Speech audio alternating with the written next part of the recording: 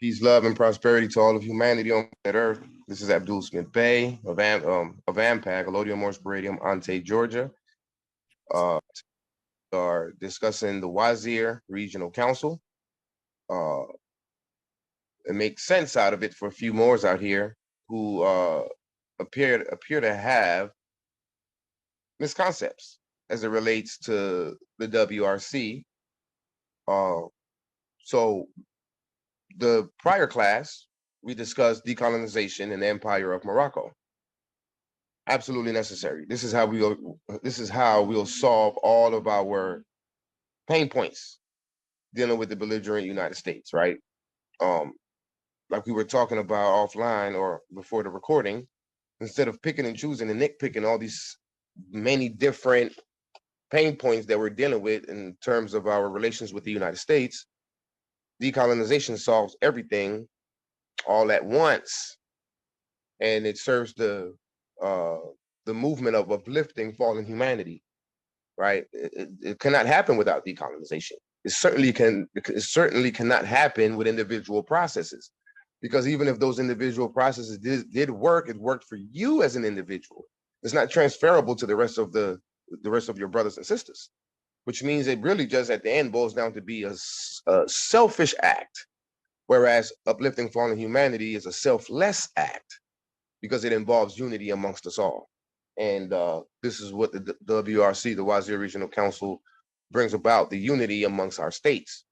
So let me share the screen so we can talk about, so you can touch on decolonization. Now, don't beat me down because it's Wikipedia, right? We're just simply doing a basic search. Obviously, there's deeper search that you can do, and we'll be going over the actual convention itself, which is going to take probably 3 weeks. It's 111 articles, but I just wanted to highlight certain points as it relates to decolonization and some of these regional organizations. And a quick Google search, which usually pulls up Wikipedia as the first result, is the only reason why I went with it. It's not based in any deep research. You guys on your own can go further into deeper research regarding these several regional organizations. So what is decolonization? We discussed that. As it says here, decolonization is the undoing of colonialism. What else do you want? Right? We're colonized, right? This is colonialism that we're dealing with. It's not racism, it's colonialism. So whenever the racism is the illusion, is the falsehood, and what's really taking place. It's not racism, right? Race is all of humanity. All of humanity is the race, the human race, right? That's subdivided into several nations, which brings about several different nationalities, but everybody is the human race. So what's really taking place is colonialism in Morocco, not in America, in Morocco. America is the colonizing power, and the land is not America, it's Morocco. So the same way they have given the people brand names such as Negroes, Blacks, Colors, they did the same thing with the land, naming it America. It's Morocco. I do recognize all the so-called corruptions, all this Al Marouk and Al Maraku and all that Al Morocco, whatever that they want to say is a excuse me, it is a corruption for the word Morocco. Fair enough. So if that's the corruption, why are you standing with the corruption? Why not stick with the truth of what it actually is? So if America is the corruption and Morocco is the correct term, then why not go with Morocco and let go of America? Period. Also, in the treaties, and in international law, in U.S. legislation, you don't see anything dealing with any Al Moroccan and Al Moroccan and none of that. What you see is Morocco, the Sharifian Empire. You see the Moroccan Empire. You see the Moorish Empire. Anything else? Void ab initio. They don't say Amexem, Northwest Africa, North Gate, none of these terms. Sharifian Empire, Moroccan Empire, Moorish Empire. If that's how they understand it to be, if that's what's in the treaties, res judicatas, well then that's what we should be standing on. Prophet Noble Ali told us that the empire is Morocco, chapter 47 of the Circle 7 Quran, and that we are the true founders and possessors of the present Moroccan Empire. So if the empire is the Moroccan Empire, then that means it's Morocco, which means the people are Moroccan, and the flag is the Moorish flag, the cherry tree. The latter being the process whereby imperial nations establish and dominate foreign territories, often overseas. So that's the unique aspect of our colonialism that we're dealing with the United States, is that is being done on our land as we cohabitate. Whereas, let's say France with what's a colonizing state in Africa that France has colonized? Let's say Great Britain to Nigeria, for example. So Great Britain is Great Britain, Nigeria is Nigeria. They all have their own jurisdiction, territories, longitude, latitude, uti posidated juris. So they have crossed into the jurisdiction of Nigeria to colonize them, extraterritoriality. Well, they also don't have a treaty. We have a treaty called the Treaty of Peace and Friendship that allowed them over here. But because of our acquiescence, they have taken over. And through that takeover, they have implemented colonialism. And that's what gives us the most power across planet Earth as it relates to all the Moors, because our salvation comes through treaty provisions. Even though it was the Treaty of Madrid that legalized colonialism, right? And that's part of what we discussed in the last class. All right. So what does the UN says? The United Nations states that the fundamental right to self-determination is the core requirement for decolonization. The fundamental right to self-determination, right? It's the core requirement for decolonization. We have to exercise our self-determination by establishing our states, our three branches of government, constitutions, Declaration of Independence. And that this right can be exercised with or without political independence. We're exercising it with political independence. A United Nations General Assembly Resolution 1960, right? So let's go to it. This is why we're so powerful. So this is Resolution 1960. Let's go to the title of it. Or should I say Resolution 1514 of 1960. And the title is Declaration on the Granting of Independence to Colonial Countries and Peoples. Declaration on the granting of independence. We must grant the independence to colonial countries and peoples. All right, so now let's look at Article 3 real quick, now that we're here. Article 3 is important, at least in my opinion, for one reason and one reason only. Sister Makar, can you please read Article 3, please?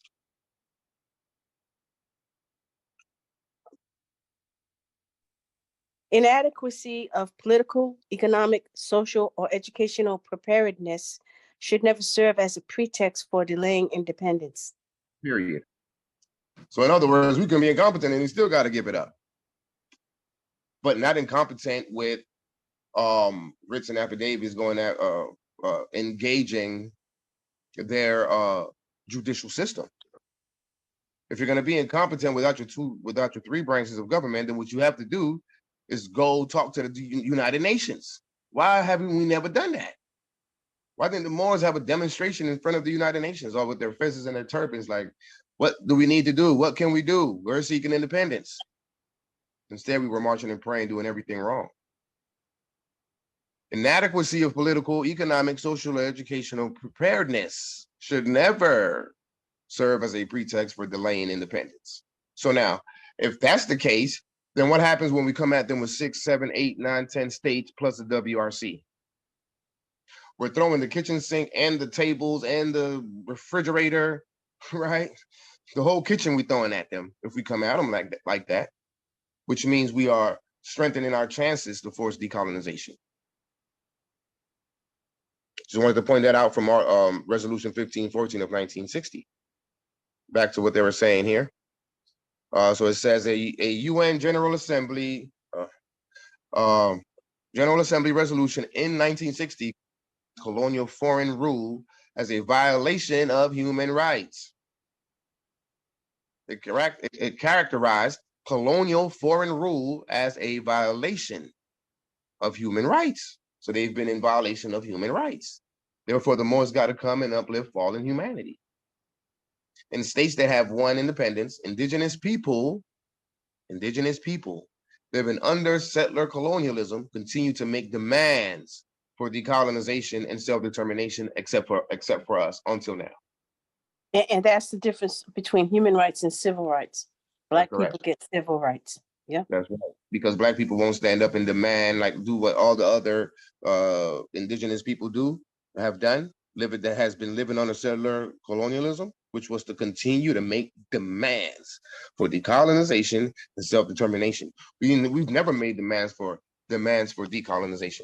We made demands for not to stop Civil killing us. rights. Civil rights. Civil rights. Things that we don't qualify for, like reparations and things like that. Yes. Exactly. Those are the demands that we're making. We're not making demands for decolonization. But, and even if when they say civil rights, Abdul, that's part of the what do you call it, the spell, because it says rights.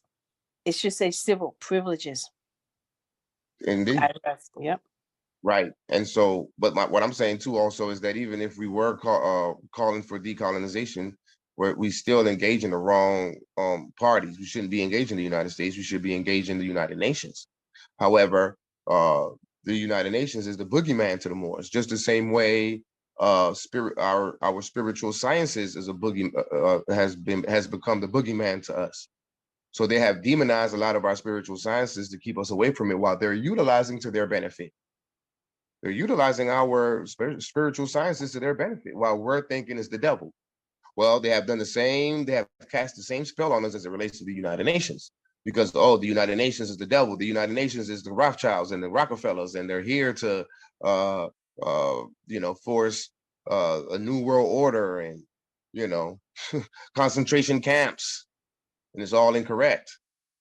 But it was to keep us away from petitioning the United Nations. But if we were paying attention, our good brother Malcolm X, El Malik Shabazz, he was trying to petition the United Nations. So why didn't we follow up with that idea? I don't know. Maybe a 2-word situation, sellouts. Yeah, I was thinking the same thing, because I was looking at, you always hear the United Nations is not good, right? And then one day I was looking at reading something about the United Nations about housing and how everyone deserves a shelter, right? And I was like, well, this doesn't look too bad. It looks like a good idea, but obviously it hasn't been implemented yet, right? So we don't know 100%, right? Like whether or not, like definitely they seem like the ones to go to, or whoever's if the United States signed on to a charter with them, and they're the ones that are feeding the United States money, or who has control over who, they would be the ones to petition. But it doesn't mean that perhaps they're really that great. They might still have that bullshit, this is what we're about, while we really do something else, right? But still, Well, that's not, and obviously that's not the case. This is why, instead of listening to the narrative of what others say, being in fellowship, we should have did some research on what the United Nations themselves had to say about themselves. Right, exactly. Like, for instance, like recently, I'm having a situation with housing where they're trying to kick me out and discriminate against me, and everyone says, oh, the federal government's horrible, blah blah blah. Well, I spoke to the federal government in Washington D.C. for HUD, and the conversation was like really nice. The lady was really nice. She didn't do no misses. She didn't even go into the name. It wasn't military. But then when I go on a state level and talk to the HUD coordinator at state level, it's all militant conversation. Right. So you never know until you try something and see. And then again, everything is made up of a bunch of people. And, at any point in time, any one person could rise in consciousness and want to do the right thing. And that took place with our good brother Jay Bay, and now we're all doing the right thing to deal with the United States on a competent level as competent Moors, Moroccan Moors, with 3 branches of government. Islam. So allow me to continue. So then it goes on to say, although examples of decolonization can be found as early as the writings of tough time with that name, Thucydides, whatever, there have been several particularly active periods of decolonization in modern times. These include the breakup of the Spanish Empire in the 19th century, of the German, Austro-Hungary, Ottoman, keeping in mind that the Spanish, German, Austro-Hungary, Russian Empire, these were all signatory powers to the Treaty of Madrid that basically allowed colonization to take place in Morocco, right? Following World War I, of the British, French, Dutch, Portuguese, Belgian, Italian, all of those are signatory powers in Japanese empires. The Japanese wasn't part of them. Following World War II, and of the Soviet Union at the end of the Cold War. Soviet Union is the same as the Russian Empire, correct? All right. So then it goes on to say early studies of decolonization appeared in the 1960s and 1970s when the Moors were black and proud, right? We were dancing and singing James Brown songs while everybody else was busy forcing decolonization. An important book from this period was The Wretched of the Earth, 1961, by Martiniquan author Frantz Fanon, which established many aspects of decolonization that will be considered in later works. Subsequent studies of decolonization addressed economic disparities as a legacy of colonialism. There's always economic disparities, such as gentrification, right? As well as the annihilation of people's cultures. They annihilated our culture, didn't they? We don't even know who we are, all right? This person, Ngugi wa Thiong'o, explored the cultural and linguistic legacies of colonialism in the influential book, Decolonizing the Mind, something that's absolutely necessary. As we discussed in the previous Sunday discussion, the article that we went over, that's exactly what they were talking about, decolonizing the curriculum in the colleges.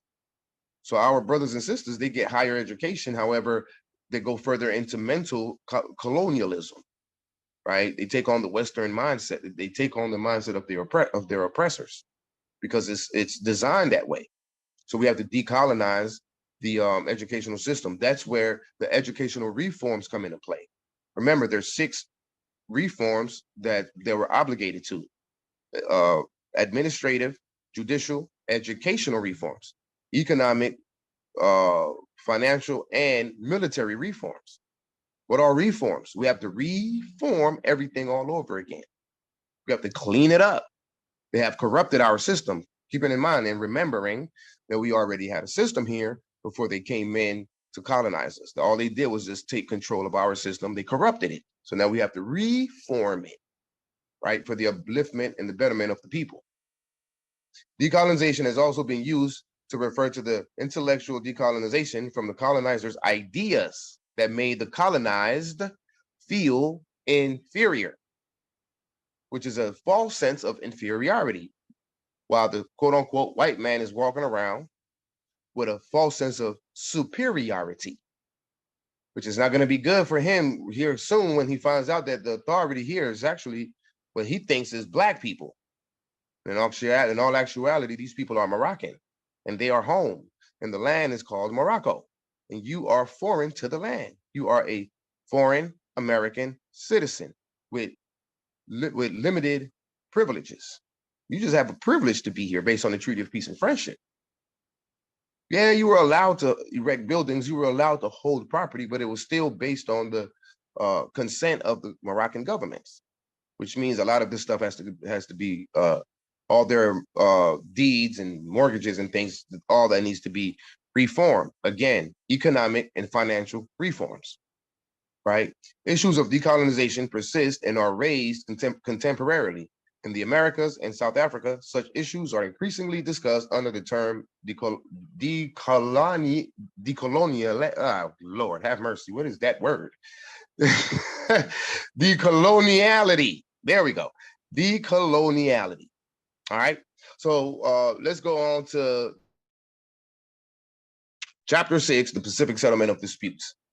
That's being currently discussed in the AMPAG study session, Article 33.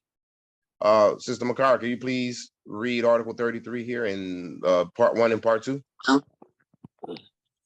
The parties of any dispute, the continuance of which is likely to endanger the maintenance of international peace and security, shall first of all seek a solution by negotiation, inquiry, mediation, conciliation, arbitration, judicial settlement, resort to regional agencies or arrangements, or other peaceful means of their own choice.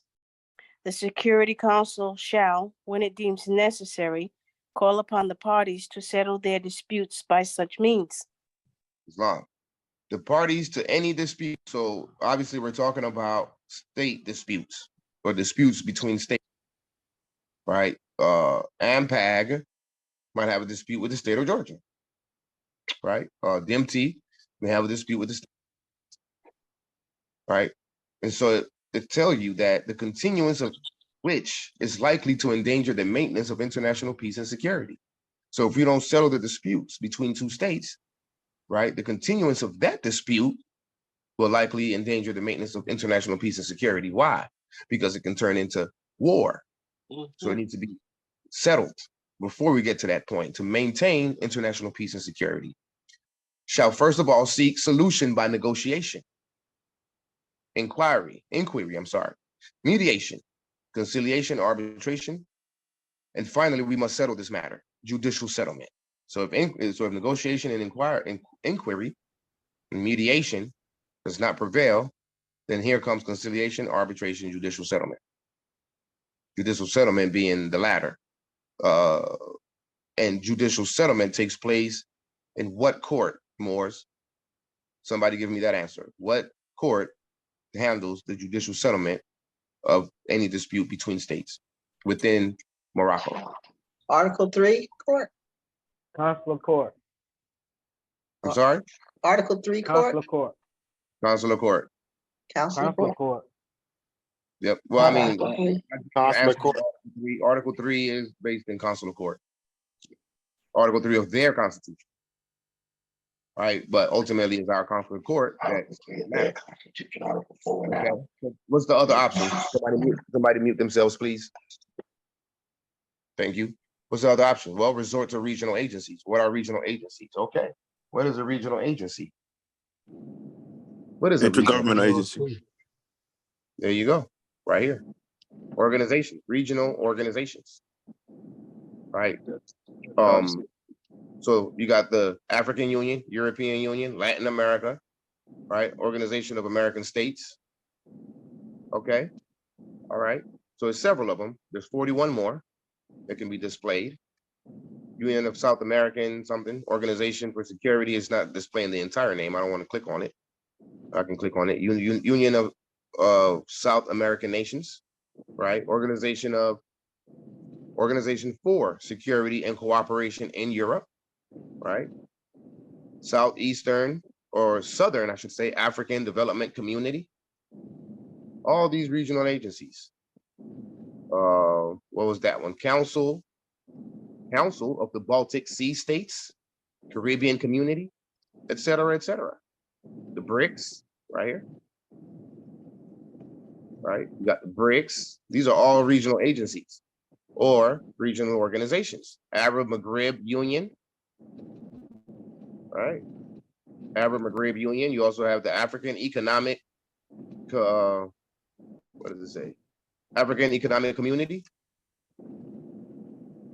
So what is a regional organization? Regional organizations are, in a sense, international organizations as they incorporate international membership and encompass geopolitical entities that operationally transcend a single nation state. However, their membership is characterized by boundaries and demarcations characteristic to a defined and unique geography, such as continents, or geopolitics, such as economic blocks. They have been established to foster cooperation and political and economic integration or dialogue among states. So you see, what does it say here? You must resort to a regional agency to settle disputes. How do you settle this? How do you settle disputes? Well, you settle disputes with dialogue, right? Dialogue, communication, mediation, right? Among states, That's the WRC. as the WRC, among states or entities within a restrictive geographical or geopolitical boundary. They both reflect common patterns of development and history that have been fostered since the end of World War II, as well as the fragmentation inherent in globalization, which is why their institutional characteristics vary from loose cooperation to formal regional integration. Most regional organizations tend to work alongside well-established multilateral organizations, such as the United Nations, as we do. While in many instances, a regional organization is simply referred to as an international organization. So like the organization that we've established is really more like an intergovernmental organization because it's several governments that have come together. So it's an intergovernmental organization, right? In many others, it makes sense to use the term regional organization to stress the more limited scope of a particular membership. So what are the examples of regional organization? Well, you got the, as they pointing out here, the African Union, Association of Southeast Asian Nations, Arab League, Caribbean Community. You know, they got their own flags and seals and stuff, right? Council of Europe, Eurasian Economic Union, European Union, etc. So what are these? Let's take a look at them. So what is the African Union? We're just gonna breeze through this real quick because we got a lot to go over with the Wazir Council. The African Union is a continental union consisting of 55 member states. So it's 55 of them have come together as one body politic, one diplomatic body, located on the continent of Africa. The AU was announced in the Sirte Declaration in Sirte, Libya on 9 September 1999, calling for the establishment of the African Union.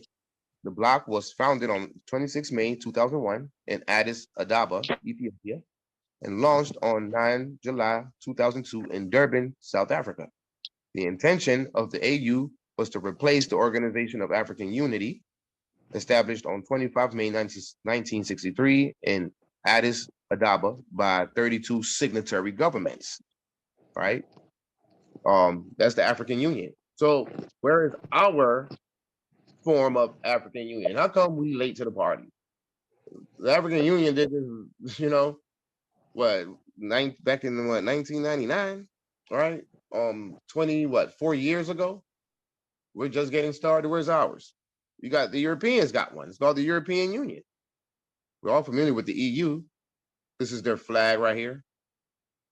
The European Union is a supranational political and economic union of 27 member states, right? If I highlight this, it'll tell you what France, Spain, Germany, Poland, you know, Sweden, Finland, Denmark, Netherlands, Austria, Italy, many of which are signatory powers to the to the Treaty of Madrid. Okay, 27 states that are located I apologize. 27 member states that are located primarily in Europe. The Union has a total area of 4 million kilometers, 1.6 million square miles, and an estimated total population of nearly 447 million people. The European Union has often been described as a sui generis political entity without president or comparison, combining the characteristics of both a federation and a confederation. All right, so that's the European Union. What else we got here? Organization of American States. This is the flag, this is the seal or their emblem. The Organization of American States, OAS, Spanish, it's got it in Spanish and in French, is an international organization that was founded on 30 April 1948. So that was 3 years after the United Nations. The rights of indigenous peoples was converted by them. They called it somebody help me if they know it. I forget what it's called. So they changed the name from the rights of indigenous people to the rights of American peoples or American states, something like that. And they converted and they use the same language to fit their agenda, right? That's what we're doing with our legislation. You got anyone who's coming online to establish after establishing their states, you will learn the process on how to do that for free. Knowledge is free at the WRC. All right. For the purpose of solidarity and cooperation among its member states within the Americas. Headquartered in the United States capital, Washington, D.C., the OAS has 35 members, which are independent states in the Americas. No different than us, we have independent states within Morocco, right? Which is the Americas, which is the misnomer for the land of Morocco. It's de facto, which means they don't have authority or any power for that matter over the WRC. Since the 1990s, the organization has focused on election monitoring. The Secretary General of the OAS is Uruguayan Luis Almagro, which is this guy right here. All right. He looks belligerent. All right, so that's the Organization of American Unions. Well, okay, American states, I should say. And then finally, we got here the BRICS. We're not going to go through all of them. We're just going to touch a few bases just to understand what a regional organization is and why haven't we had one all this time, right? BRICS is an acronym for 5 leading economies: Brazil, Russia, India, China, and South Africa. The first 4 were initially grouped as BRIC, right, in 2001 by Goldman Sachs economist Jim O'Neill, right, who coined the term to describe fast-growing economies that would collectively dominate the global economy by 2050. We got news for that. The WRC and these several Moroccan states, we will have something to say about that. You know, I was thinking when you were saying the acronym and what it stood for, and I'm looking at the names, I'm like, wow, those are all oppressive regimes. Yeah. Mm-hmm. Well, specifically Russia and China. India is too, as well as they're all oppressive regimes, every one of them. Well, remember, Brazil is in Morocco and Brazil is colonized. Well, actually, all of them are colonized. Yeah, that's what I'm saying. Exactly, same thing. They are all. Which means they're de facto. The indigenous people of those lands need to rise up.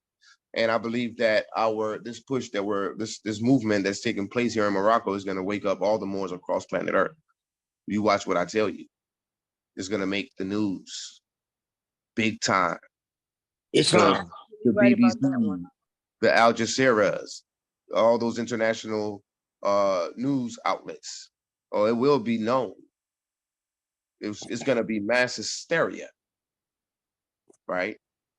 So we are going to have something to say about this so-called domination of the global economy by 2050, because it's 2023. So that means y'all got another 17 years to go. Well, in that 17-year period, we be done forced decolonization and took over the whole global economy. BRICS. This is why we don't need to be concerned about the BRICS and whatever it is that they're looking to do with this finance thing and the currency thing. What are we gonna do? What is it that we're doing? Because we supersede all their authorities as long as we're in a competent status, right? So they have their BRICS. Okay, excellent. Y'all doing y'all thing. No worries. Here we go. So we discussed this here, which is the resolution 1514. So now let's go. This is ours. Islam, Brother Wazir. Islam. I have a question, if I may. Yes. How is the WRC will be in relation to the Kingdom of Morocco? What will be our relationship with them? Because the UN is recognizing our flag with the kingdom. The UN and all the other countries on planet Earth recognize that that's our flag, and so does Morocco. So the time will come where we will have to sit at the table and discuss these matters. But it's our flag, and we will continue with it. Period. But at some point we will sit at a round table to discuss matters diplomatically. It's called foreign policy, right? with the Kingdom of Morocco. Keeping in mind that they've only been in existence since 1956. We're representing the coming together of the actual empire, which the WRC represents the Empire of Morocco in the time being until we enact the Constitution for the empire. So that's been discussed. And we will be having some dialogue with the Kingdom of Morocco. They must relinquish that flag and the nationality. Islam? Islam, thank you for taking my question. Yes, sir. So here we are. This is the seal. Who created the seal? Good brother Hakeem Bey. He does an excellent job of creating with seals and digital art. And I mean, he's just a genius when it comes to digital, what do you call that industry or that work? I'm not sure. Digital, whatever. He's good with that, right? His website is HakeemBey.com, right? And for any of you all who are looking for some artwork for your seals or your state flags, etc. Even your website. He creates websites and stuff. He created our website. I think what you're looking for, that word is digital graphics. There you go, digital graphics. Thank you. So it's the Wazir Regional Council, Empire of Morocco. Convention in the Empire of Morocco, the Wazir Regional Council, done on 30 January 2023. And what I have highlighted here is what we call, not what we call, but what is called the constitutional process. This is what all the Moors will start to learn as they petition the ICJ, WRC, to be a part of the WRC, and to for your assistance in establishing your state. There's certain legislative acts that we all must learn to implement in our state as competent government officials. So what you're looking at here that's highlighted is what you may see here with the right of protections in Morocco, this particular treaty. So this document is the copy that belongs to the United States. So they have promulgated or proclaimed it, right? Which means it's available as public law for all to view. So it's their specific copy of the document, just as well as this document is the specific copy for the state of AMPAG, our state, for us to proclaim as well. And you'll see it in the instructions. So it says here, Convention signed at Madrid, July 3rd, 1880. Effective from July 3rd, 1880. Ratifications exchanged at Tangier, May 1st, 1881. Senate advised and consent to ratification, May 5th, 1881. Ratified by the President of the United States, May 10th, 1881. Proclaimed by the President of the United States, December 21st, 1881. Ratification of the United States deposited at Tangier, March 9th, 1882. And this is what made it come into full force. The implementations and termination in part, provisions of the General Act of Algeciras. So now pay attention to what's being said here. So it says, provisions of the General Act of Algeciras of April 7th, 1906 prevail over any conflicting provisions. So they love Article 11 because Article 11 of the Treaty of Madrid allows them to hold property. Hold property, not own property, but I'll say it again, hold property in Morocco. So Article 11 implemented by Article 60. Article 60 is the treaty of, which we went over this, we're going over it again. Article 60 of the treaty, Act of Algeciras, right? The General Act, which allows them to expand further and build, erect buildings, etc. Extraterritorial jurisdiction in Morocco relinquished by the United States, October 6, 1956. Article 15 relating to Moroccan nationality, not Moorish American nationality, not Black nationality, not Negro nationality, not African American nationality, not even Moorish nationality, not even more nationality, and definitely not American nationality. It is Moroccan nationality. That's our nationality that they have tried to deem as obsolete and without effect, right? They tried it. But why did it not work? Let me highlight this number. Why did it not work? It didn't work because it violates human rights. And human rights is a preemptory norm of international law. Remember, you have preemptory norm and you have customary norm.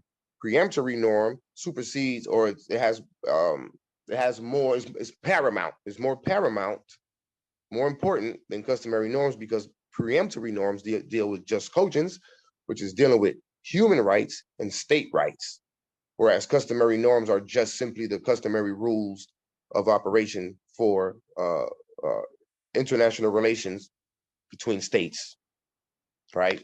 So what we just read over here was the constitutional process that you all will learn. Let me see. Something just hit me as I was, so Roosevelt, I wonder if it's in this copy. So this is the Act of Algeciras. I'm scrolling down because I'm looking for President Roosevelt's, there it is, proclamation. So he proclaimed it, as the Wazirs have to proclaim the WRC. Well, I'll leave the Europeans here long enough to teach you how to run government, right? We have to learn by examining what it is that they're doing and mirror image that. Nothing that difficult. So it goes on real quick. And whereas the said General Act and additional protocols were signed by the plenipotentiaries of the United States of America under reservation of the following declaration: the government of the United States of America, having no political interest in Morocco, none, keep that in mind, and no desire or purpose having animated it to take part in this conference, other than to secure for all peoples the widest equality of trade and privilege with Morocco, and to facilitate the institution of reforms, right? So they are supposed to facilitate the institution of reforms. What reforms? Administrative reforms, judicial, economic, judicial, educational, economic, financial, and military reforms. They're supposed to assist us with that. They know that already. It's in their proclamation. All right. This is why, listen, look, the game is over for them, man. It's over with. We got this. And that country tending to ensure complete cordiality of intercourse without and stability of administration within for the common good, declares that in acquiescing in the regulations and declarations of the conference, in becoming a signatory to the General Act of Algeciras and to the additional protocols subject to ratification of those regulations and declarations. So it's subject to ratification, right? The constitutional process. According to what? Let me highlight it. Constitutional procedure. That's what we just discussed. This right here, I read all that to get to that point, and that was really it. That's all I wanted to get to. So it says, subject to ratification according to constitutional procedure.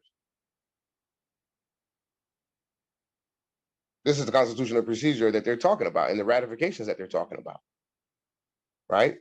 So this was written, where was I? This proclamation, let's see if it's dated. It should be dated. Probably at the bottom.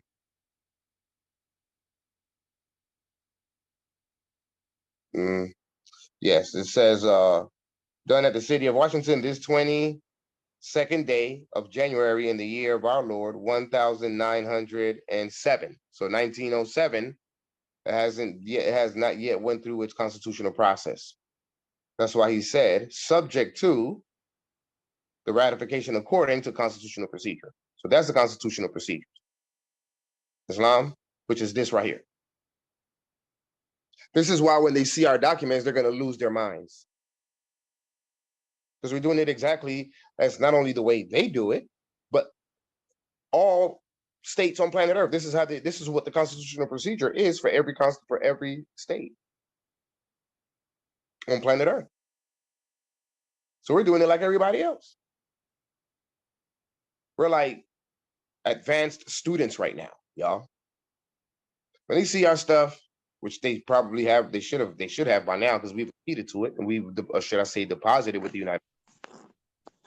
nation's definitely seen this. And they're like, okay, time to get the popcorn. Something is going on in Morocco with these Moroccan Moors.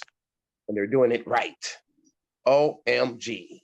Get your popcorns and let's watch the show take place. They're going to come petition us for the ICJ. Keeping in mind, they're probably watching the J-Bay classes anyway. So what is it? So what does it say for us? Done at Alodia Morris Palladium, Ante, Colorado, January 3rd, 2023.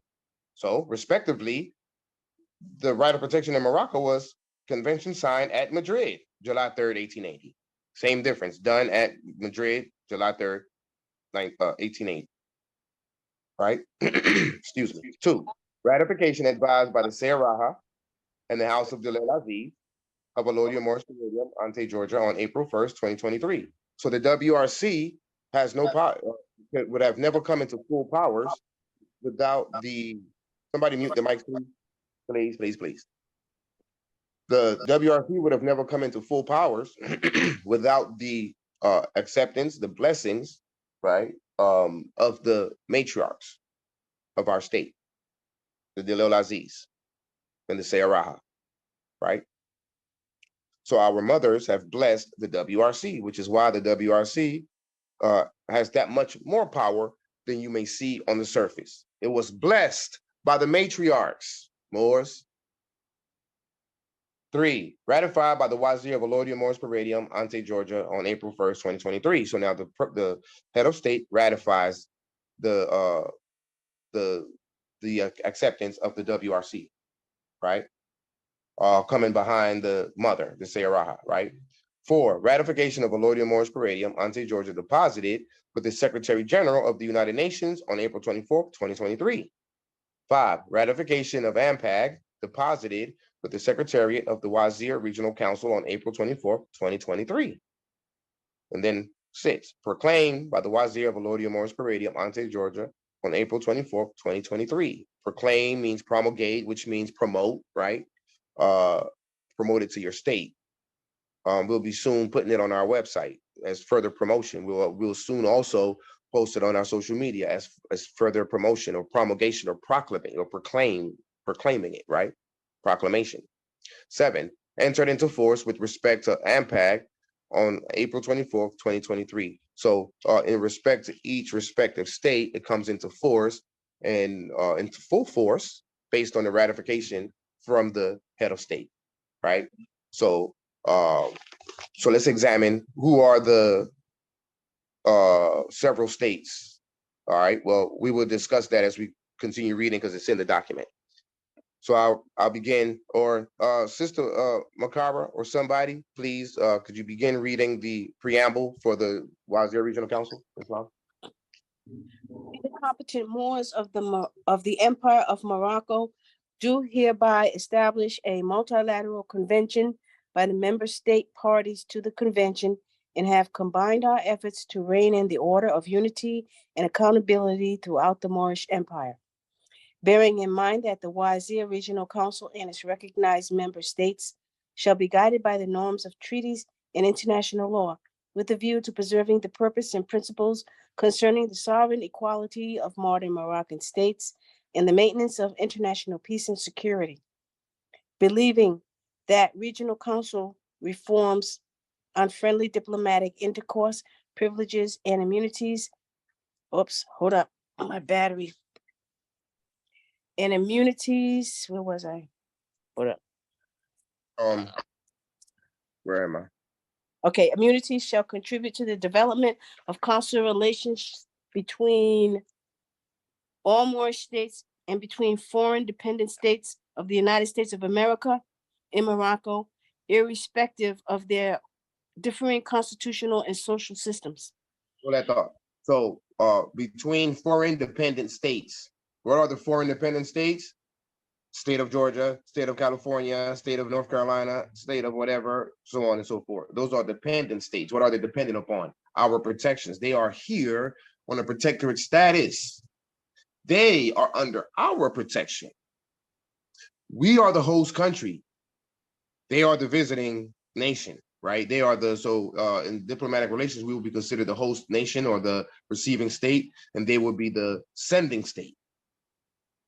And so since we are the receiving state, we are also the creditors. We are the creditors. We are the landlords. We are the CEOs that, because the United States is a corporation, so we are the CEOs who are to operate the U.S. corporation. That's like the United States corporation is our asset, and all of its citizens are our assets. It's our assets. We are the CEOs and the COOs and the CFOs and the CTOs, what they call the C-suite in corporate America. Mm-hmm. We're supposed to govern, control, manage, supervise, tax the United States, not the other way around. So what we're dealing with here is trading places. Yep. It's them who are responsible for the consumer power of taxation. So we're in just basic consumerism, whereas currently Black people are the ones who are responsible for what, $1.5 trillion as consumers. It's supposed to be them responsible for the $1.5 trillion as consumers coming into our state, not the other way around. Decolonization equals trading places. Continue, sister, realizing that the purpose of such diplomatic intercourse, privileges, and immunities is not to benefit individuals, but to ensure the efficient performance of the functions of diplomatic relations and consular relations by respecting the principles of Moroccan law as binding on Native Moroccans and privileged Americans. Hold that right there. Moroccan law is binding on Native Moroccans. That includes me, that includes Jay Bay, that includes all of our government officials, that includes Moorish Americans, that includes Americans, that includes Negroes, that includes Blacks, that includes any and all human beings in Morocco. Yep. Period. And no one, not I, not none of us, are above Moroccan law. Continue, sister. Acknowledging that the Constitution for the United States of Morocco has yet to be concluded and enacted for the purpose of establishing a central government to represent the Moroccan Empire. Therefore, the WRC Council and the WRC Office of the Secretariat shall assist the member states until the Constitution of the United States of Morocco is convened into session. The WRC is a placeholder for the United States of Morocco. It's all step by step by step by step by step by step. So the first step is the WRC before we move on to the United States of Morocco. So the WRC is playing a vital role as a mediator. Now let me explain something to y'all. The United States at some point, they're gonna have to come to negotiate with us. Now, when that time comes, it would be asinine and it would be inefficient, even from a logistic perspective, for the United States to negotiate with all our several states. What if we got 20? What if we got 50? Right? That would be a logistic nightmare. It wouldn't necessarily work. So this is where the WRC comes into play, because we will be the mediators, right? That the United States can negotiate with, and we negotiate with them on behalf of our several Moroccan states. Remember, the WRC is the Wazir Regional Council, which means at that roundtable, each Wazir represents their own respective state.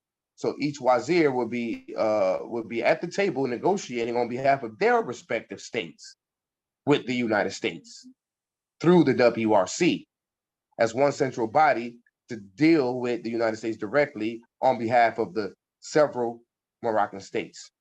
At this point, does anyone have any questions regarding this? And does that make any sense to you all? I yield for questions, concerns, or comments at this point before we go forward. Big Islam. Islam, good brother. That's Brother Camden for the Wazir, council member of the WRC, representing Dimty, Prius, Texas, or Ante, Texas. Islam, good brother. All right. Continue, sister. Affirming that the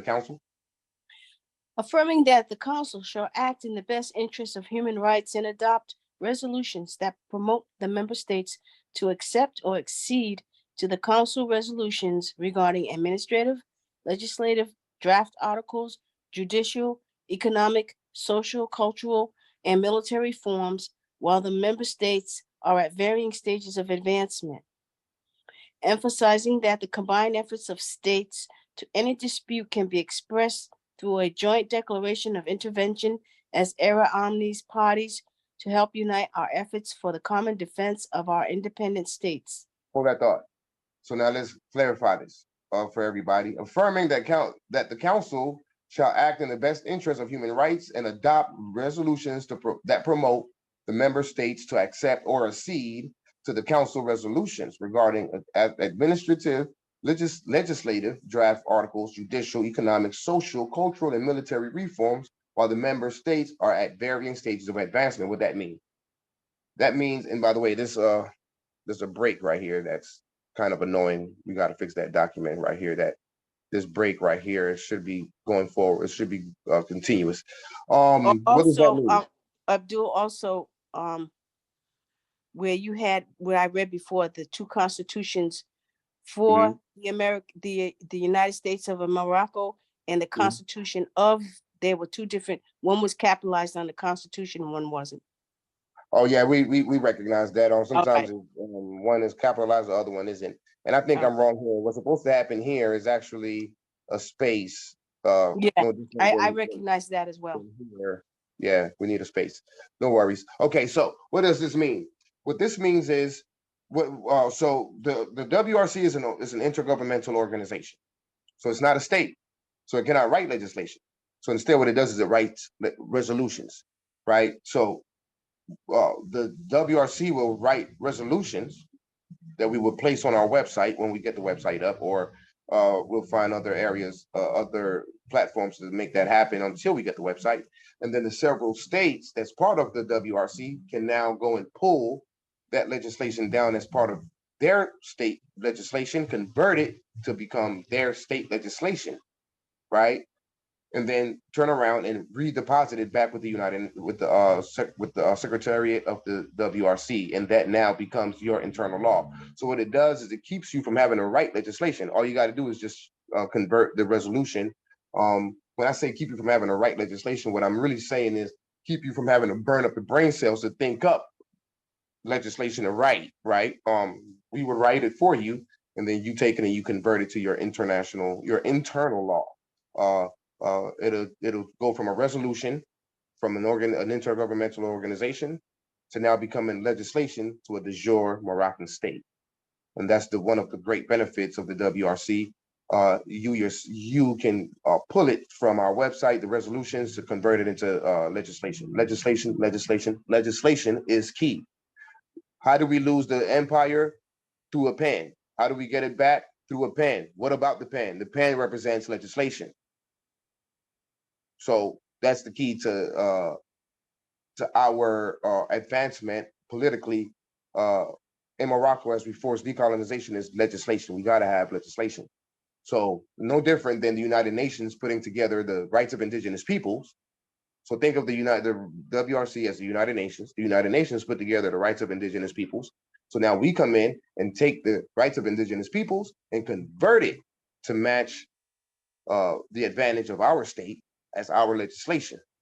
Same principle, but it'd be based in specifically for the benefit and the advancement of our state, and as we deal with the colonists. All right. I hope that makes sense. So that's what that means. And then where it says down here, emphasizing that the combined efforts of states to any dispute can be expressed through a joint declaration of intervention as erga omnes parties to help unite our efforts for the common defense of our interdependent states. So AMPAG taking the United States to court, all our several states as erga omnes parties come together as erga omnes parties under a document. The document is called the Declaration of Intervention, meaning that we're intervening in the case between AMPAG and the United States. On behalf, the intervention is on behalf of AMPAG. So now their injuries become our injuries, which means then their victory through the ICJ becomes our victories for each interdependent states. That would be a class action lawsuit, but on the level of international relations, international law, and the International Court of Justice, right? So it will be several states going after one state instead of a bunch of people going after a corporation. So that's essentially what that paragraph is talking about. Continue, sister. Convinced that. Any questions on that? All right, sister, go ahead. Convinced that the heads of states shall embody the sacred trust of duty, honor, and accountability to protect the United States of Morocco alliance and its borders, people, and property, and foster friendly relations between Moroccans and Americans, reaffirming the treaties, international law, preemptory norms, just cogents, and the principles of uti possidetis juris inter alia, shall continue to govern questions not expressly regulated to the provisions of the present multilateral convention. Solemnly, the respective Wazir al-Ris of their recognized Moorish governments have assembled in the state of Allodium, Moorish Palladium, Anti-Colorado, have exhibited their full powers and found to be in good and due form, and have agreed to the present multilateral convention in the Empire of Morocco, and do hereby establish a United States of Morocco alliance to be known as the Wazir Regional Council, WRC. Islam. Hold that thought right there. So you see what it says here? Have exhibited.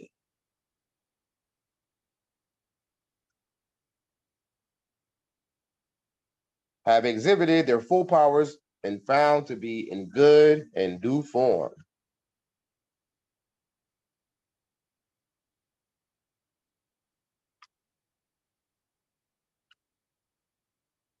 What did I say there? See, this is Moroccan law. This is the treaty of, this is the Act of Algeciras, 1906. What did it say? Who furnished with full powers, which were found in good and due form. Who was found, whose full powers was found in good and due form? All these other signatory powers, France, right? Germany, Great Britain, etc. They were all brought to the table to discuss the state of the empire, right? Through the Act of Algeciras. But first, you have to be found with full powers that's found in good and due form, right? So that's exactly the same language that we got here. You see, keeping in mind too that for full disclosure and transparency, this is nothing more than the United Nations Charter that's been converted to become the Wazir Regional Council. It's genius. Islamism.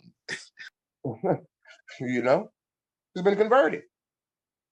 And so what gives you full powers is found in good and due form? Well, you have a constitution that's been ratified, deposited, and promulgated. You're in conformity with the customary norms of international law and the preemptory norms, right? Remember, we talked about preemptory norms, just cogents, which deals with human rights, right? And state rights, the highest rights on planet Earth. Human rights is the highest rights on planet Earth.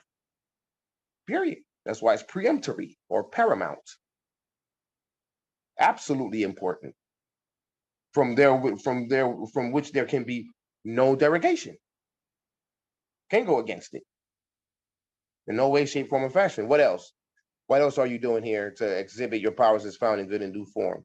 You are adhering to uti possidetis juris, something that Unami Buffalo Nation failed to do, which is why they're not being recognized, right? These are the things that gives you the full powers that's found to be in good and due form. But it starts with the ratified, deposited, and promulgated Constitution and Declaration of Independence. Which again, anyone on the line who or that's listening in from the audience who are interested in establishing your states, you get in contact with us and we'll show you these processes. Islam. All right. So that was the preamble. Now we can go into the purposes and principles of the convention, which is chapter 1. Are you tired? Do you want someone else to read? Do you want me to read? Or are you good to read, Sister Makara? It's going to be a lengthy read. We're probably going to have to share the read. Yes, we can share the read. I'll take it here. All right.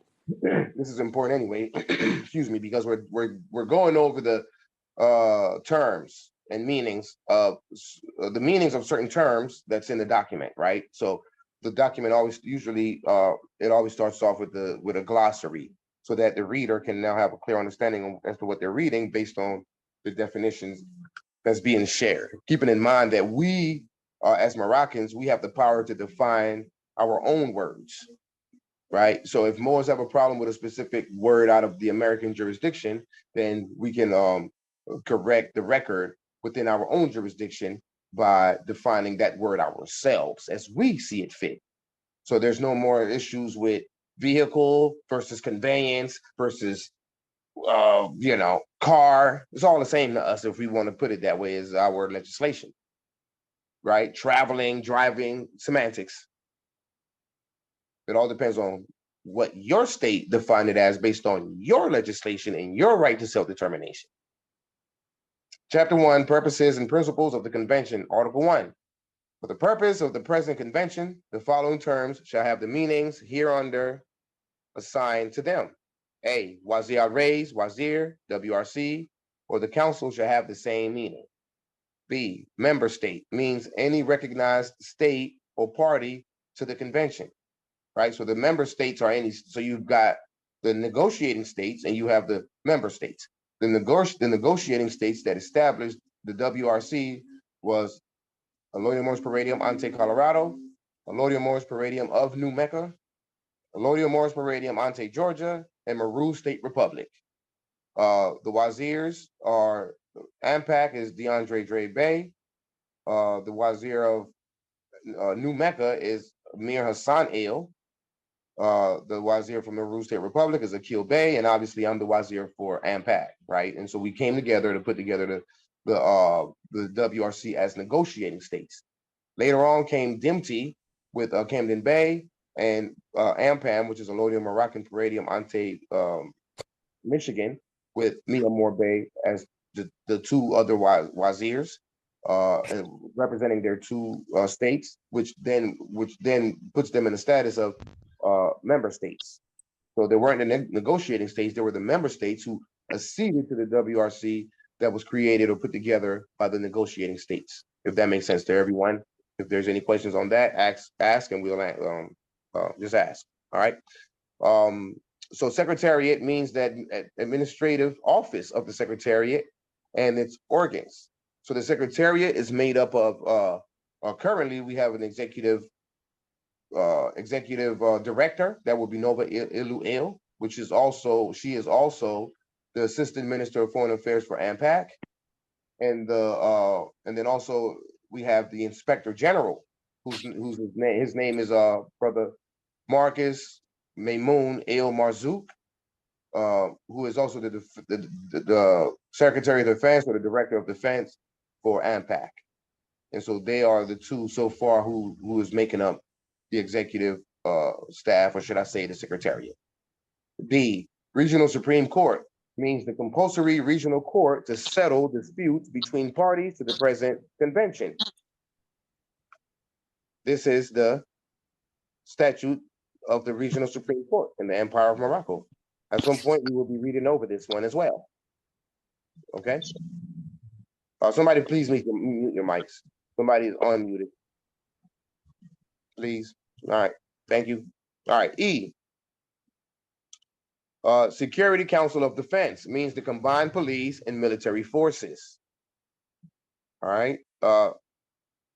Brother Noble Akil Talib Bey, Elder, you raised your hand. What questions do you have, good brother?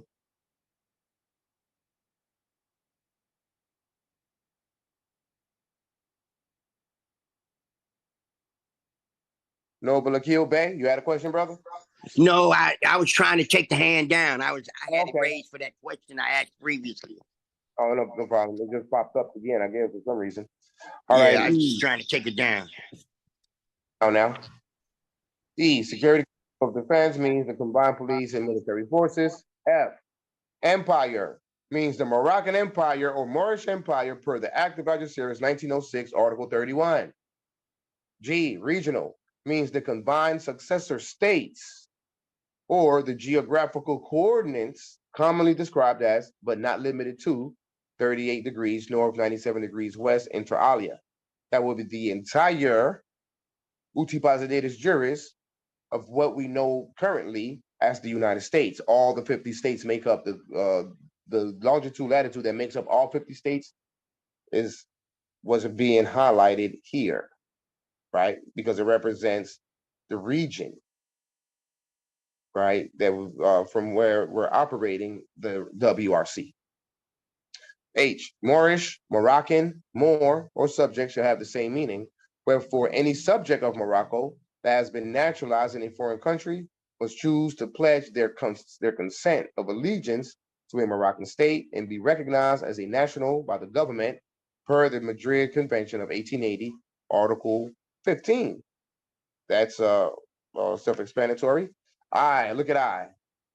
We define Moorish American. What is a Moorish American?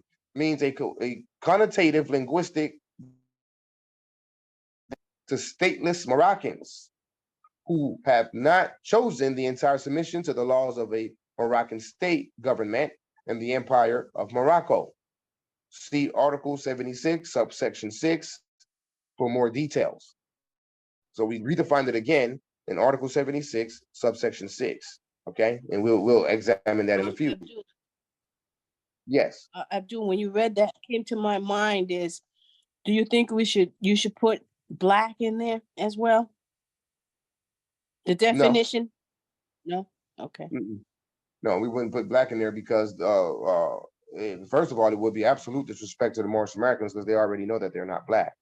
However, they still got another degree to go. So they went from No, I meant as it being what it truly is, not what they're saying it is. Yeah, but it's not what it truly is a subject that is a subject subjugated Moor. It's not truly black. The true identity. Okay. Let's do it. Control F. And that's only, I bring that up because, there's more Moors who consider themselves black than who consider themselves Moorish American. Yeah, I understand that. But we have to identify Moorish Americans because the Moorish Americans are different. The Moorish Americans are different than black people, right? Let me see something here. Wouldn't they be ipso? What was that? Ipso jaw. Yeah. That's what they are, not black. Where is it? Right here, Moorish American. So this is the further definition for them. Moorish Americans are descendants of Moroccans who were naturalized in American jurisdiction. So that's a twist from the actual definition on the 101s, which states a Moorish American is descendants of Moroccans who were born in America. Well, they were born in America based on naturalization. So we have identified them here further as descendants of Moroccans who were naturalized in American jurisdiction under the Naturalization Act of 1870 and the 14th Amendment of the United States Constitution. Also, the Moorish American has not chosen between the entire submission to the laws of the empire as set forth in the Treaty of Madrid, 1880, Article 15, paragraph 1. So we further identify them in this particular document, but it wouldn't be. Oh, I see you have the black up ahead, on number 5. Well, yeah, there's further identifications here. But it says any naturalized person in the United States that is classified as being Negro, Black person, colored, or African American is in fact an ipso jure Moorish subject or protege pursuant with the Madrid Convention of 1880 inter alia. So we're covering all the bases. All right. Okay. I didn't see that, and that's why. I know, that's why I figured I just skip past and go straight to that point there. Yeah. All right. All right. Okay, let me close this out here. All right, so American means a naturalized person or member of the foreign and de facto United States intergovernmental organization in Morocco. United States of Morocco means a formal treaty alliance between each interdependent Moorish state government, right? Means a formal treaty alliance between each interdependent Moorish state government to serve, protect, and defend the integrity of domains throughout the Empire of Morocco as correlative to the preamble of the Act of Algeciras, Article 105, and the provisions of the Charter of the United Nations. All right. Trust territory, I got it highlighted for a reason, means any territory under the limited jurisdiction of the United States or under the trustee council of the present convention until a Moorish constitution has been ratified, deposited, and promulgated in accordance with international law and the preemptory norms of uti possidetis juris. What that's saying is that the WRC also has authority over trust territories that hasn't been reclaimed yet. So we can assist the Moors that are still in the status of Moorish subjects in those trust territories, such as currently, let's say, Alabama, who have not enacted a constitution. There's a sense of protection that we can provide those Moors in those trust territory jurisdictions that haven't been reclaimed under the trustee council, right? And this is the power of the WRC. Like, we can even protect non-self-governing territories at this moment until they enact a constitution. Why is it that way? Because we put it in writing. What type of writing? A properly written instrument, right? Under international law, under Moroccan law.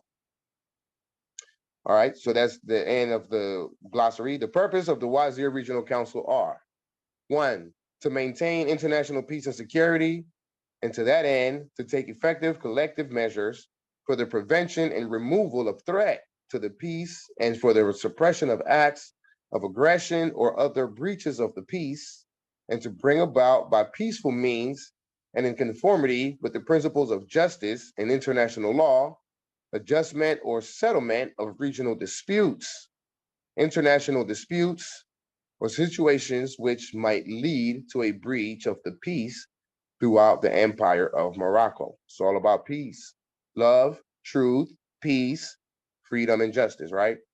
2, to develop friendly relations among the modern Moroccan states based on respect for the principles of equal rights and self-determination of peoples, and to take other appropriate measures to strengthen regional peace. 3, to achieve international cooperation in solving international problems of an economic, social, cultural, or humanitarian character, and in promoting and encouraging respect for human rights and for fundamental freedoms for all without distinction as to race, gender, sex, language, or religion, and to be a center for harmonizing the actions of the member states of the United States of Morocco Alliance in the attainment of these common ends. So there was on a clubhouse call that we were on, the matriarchs on there were concerned that what we're doing is cultish and another form of dictatorship and enslavement of the people, because they didn't have clarity as to what it is that we were doing, even though I was trying to bring the clarity. It was important. It is actually quite important to go over the document. I've offered to share it with them. They didn't seem interested in reading it, yet you have these concerns. Okay, well, make up your mind, right? If you have the concerns, here's the document. It's transparent, public law, transparent public law for you to review. We operate off of this document. So if there's any form of dictator or whatever concerns, it would reflect in the document. We have no reason to hide anything. Everything is in the document. It's public law. Take a look at it, read through it, and you will see that that is actually not the case. So now I'm making a video, this video here, going over every article, all 111 articles for the Moors in Morocco who may have concerns and questions about the WRC. And now as we complete the reading of the entire document, if anyone else now make the claim that we are dictators and enslavers, now the onus will be on you as a slanderer, because now you should know better, because now we have addressed that concern by going over the entire document. So that concern should go away. And the reason why this came up is because of the fact that we have the audacity to hold our people accountable, and as it relates to to Moroccan law and international law. We're forcing our people to maintain higher standards. We're forcing our people to follow the rules. We're forcing our people to follow the law. What law? Moroccan law. And Moors have a tendency to be outlaws. You have no jurisdiction over me. They're so used to saying that to the United States. Well, then who got jurisdiction over you? Nobody. But if the United States ain't got jurisdiction over you, Moroccan law definitely has jurisdiction over you, good brother and good sister, whether you like it or not. So you might as well like it, because the laws that pertain to Moroccan law, it's not municipal law, and it's not based in, somebody please mute your mics. Thank you. It is based in love, truth, peace, freedom, and justice. But we have to govern our people. It's called law and order. This is the reason why the United States was not under Public Law 856. They were not ready to relinquish the jurisdiction yet, because they had no one to relinquish it to. We were out of order. We was out of law. Let me see who's somebody is. It's you, Iona. Please mute your mic. Okay, you've done it. Thank you. Where was I? Because we were we were out of law and out of order. We were Negro, Blacks, Coloreds, subjugated peoples who didn't have any form of law or order. You can't, how are you gonna hand over the empire to a group of people who have no law and order? If anything, what they really should have done is woke us up and trained us up and then gave it back. But of course, they're not gonna do that, right? It's up to us to do that. So this is where we're at now, coming back as competent Moors, and now they have to give it up because now we have laws and order in place to govern the affairs of our own people and the affairs of the foreign Americans. And Moors don't want to be governed. Some don't. Well, good luck with that, because it's coming. And you can use, at that point now, you can say, oh, y'all just dictators. Okay, you say whatever you want now. At this point, you can say it all you want, but, because you don't know, you're ignorant to the fact. Okay, we'll give you that pass. Now that we have expressed it, clarified it, explained it, defined it, anything else after that is just real. It's just really slanders, and it's just you wanting to maintain lawlessness and lack of order amongst our people, and that's not going to work. We will never force decolonization under that status or under that mindset. It's a belligerent mindset. Islam. Article 2. The Wazir Regional Council and its member states, in pursuit of the purposes stated in Article 1, shall act in accordance with the following principles. 1. The Wazir Regional Council is based on the triple principle of the sovereign equality of all its member states. Remember the triple principles: sovereignty and independence, integrity of domains, and economic liberty without any inequality. All of our Moroccan states currently, are in the stage of economic liberty. I wish, is in a state of integrity of domains, working on our laws, working on our legislation, working on consular court, working on the enforcement of our consular court orders, etc. Islam. All right. 2. All member states, in order to ensure to all of them the rights and benefits resulting from membership, shall fulfill in good faith the obligation assumed by them in accordance with the present convention. 3.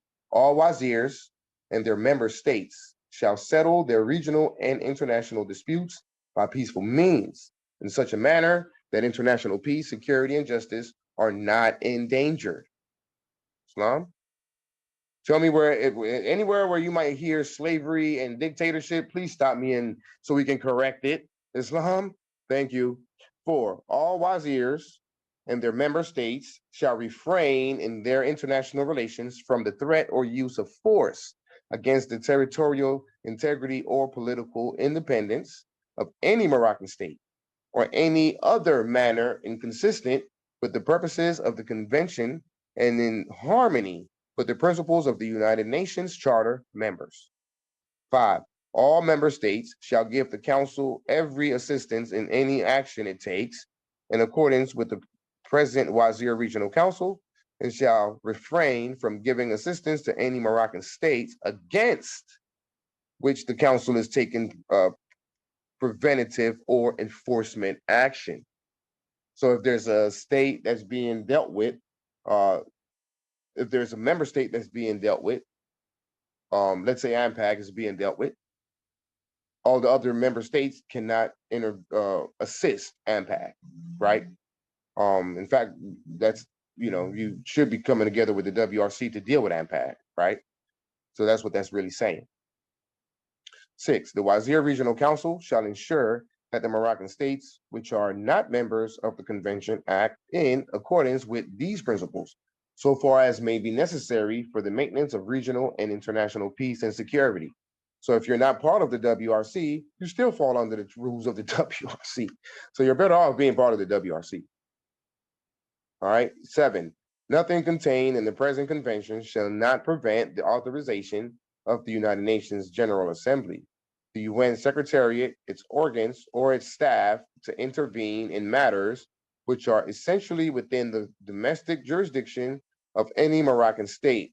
Wherefore, Section 7 of this Article 2 shall require the Wazirs and their member state to submit such matters to settlement under the present convention, but this principle shall not prejudice the application of enforcement measures under Article 6 and, under Chapter 6 and 7. Obviously, Chapter 6 and 7 of the United Nations Charter.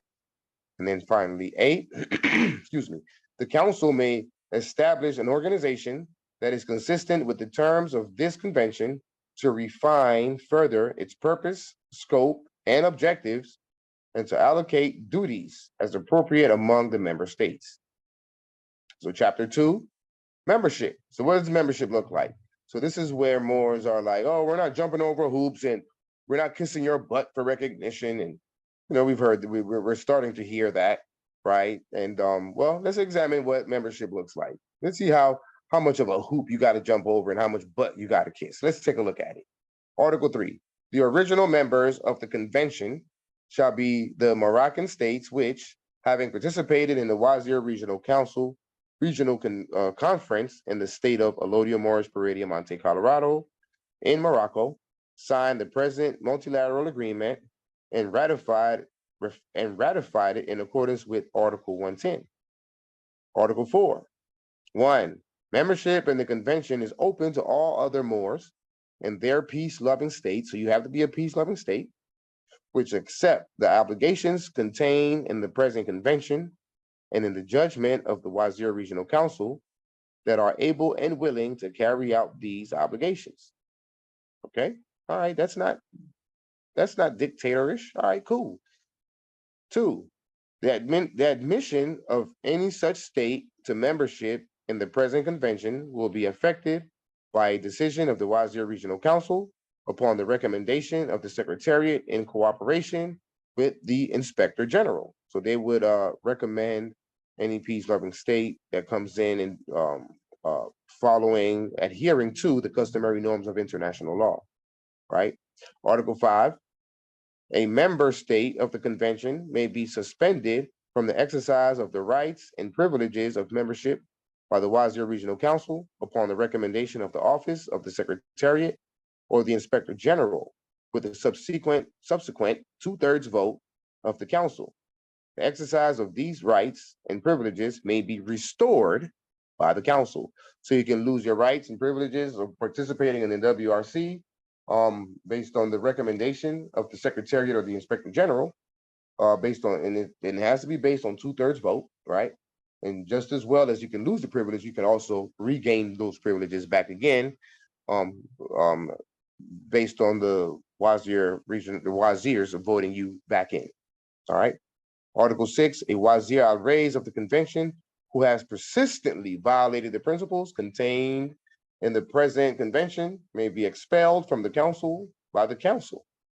The exercise of these rights and privileges may be restored by the council. All right.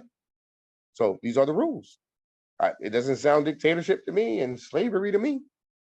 Right? If anyone heard something along those lines, please raise your hands and speak on it as I continue going forward. Chapter 3, organs. Article 7, 1, There are established principal organs of the convention as follows: a Wazir Regional Council, a Secretariat, a Security Council of Defense, a Treasury, an Economic and Social Council, a Trusteeship Council, and a compulsory Regional Supreme Court of Justice, which I just pointed out the document to you. Okay, so let's be mindful of the fact that this document was written for the future. As we continue moving forward in the establishment of the Empire of Morocco, right? So some of these organs are not in place yet. We do, however, have the Wazir Regional Council, the Secretariat, and that's it, in the Regional Supreme Court. Soon we'll be working on the Security Council of Defense, the Treasury, right? Economic and Social Council, Trusteeship Council. Well, the Trusteeship Council has to be put together by the chairman. So I'm working on putting that together, which is gathering a few more to operate the Trusteeship Council. That's a little bit advanced. That's a different discussion for another time. But these are the organs. 2, such subsidiary organs as may be found necessary may be established in accordance with the present convention.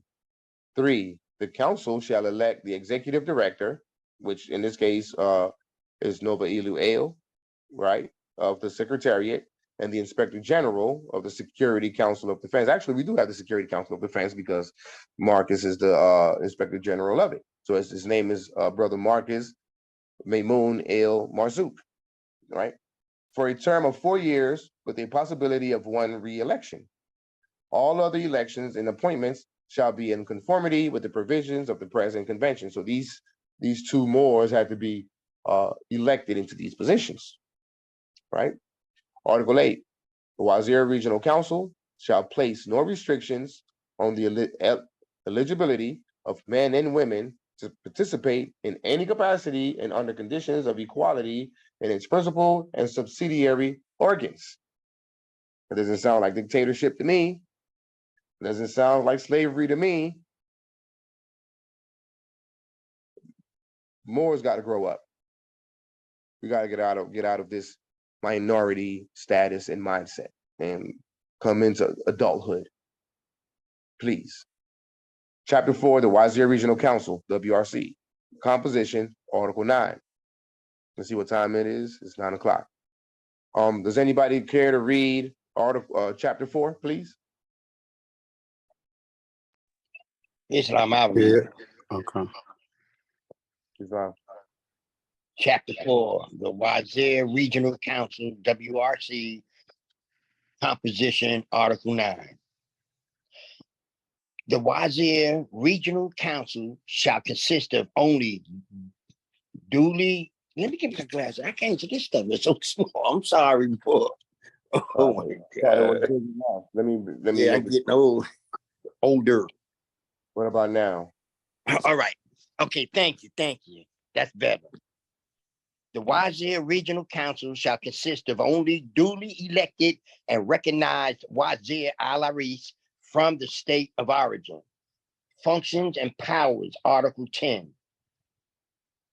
The Wazir Regional Council may discuss any questions or any matters within the scope of the present convention or relate to the powers and functions of any organs provided for in the present convention, and except as provided in Article 12, may make recommendations to the member states of the council or to the Security Council or defense or to both on any such questions or matters. Article 11. The Wazir Regional Council may consider the general principles of cooperation in the maintenance of regional and international peace and security, including the principles governing disarmament and the regulations of armament, and may make recommendations about such principles to the member state or to the Second Council or Security Council of Defense as a natural correlation with the Act of Algeciras, Chapter 1 and 2, Pause right there. Aliyah. Pause right there. Let's take a look at that. What does it say? The Wazir Regional Council may consider the general principles of cooperation in the maintenance of regional and international peace and security, including the principles governing disarmament and the regulation of armaments. All right. Chapter 1, a declaration relative to the organization of the police. Chapter 2, a regulation concerning the detection and repression of the contraband of arms. You see that? That's where it's coming from. Chapter 1 and chapter 2. We have control over the guns, we have control over the police, we got control over the military, we got control over demilitarization, we got control over disarmaments. And it's being reflected in the Wazir Regional Council document here. All right, continue, good brother. Part 2. All right.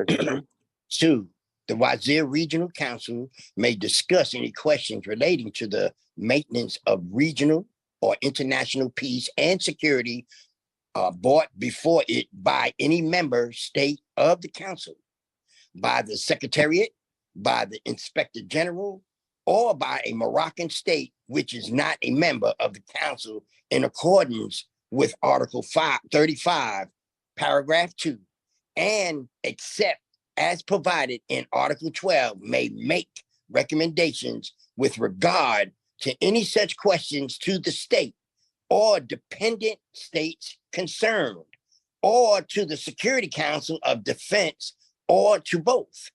Any such questions on which action is necessary shall be referred to the council by the Secretariat either before or after discussion. Islam.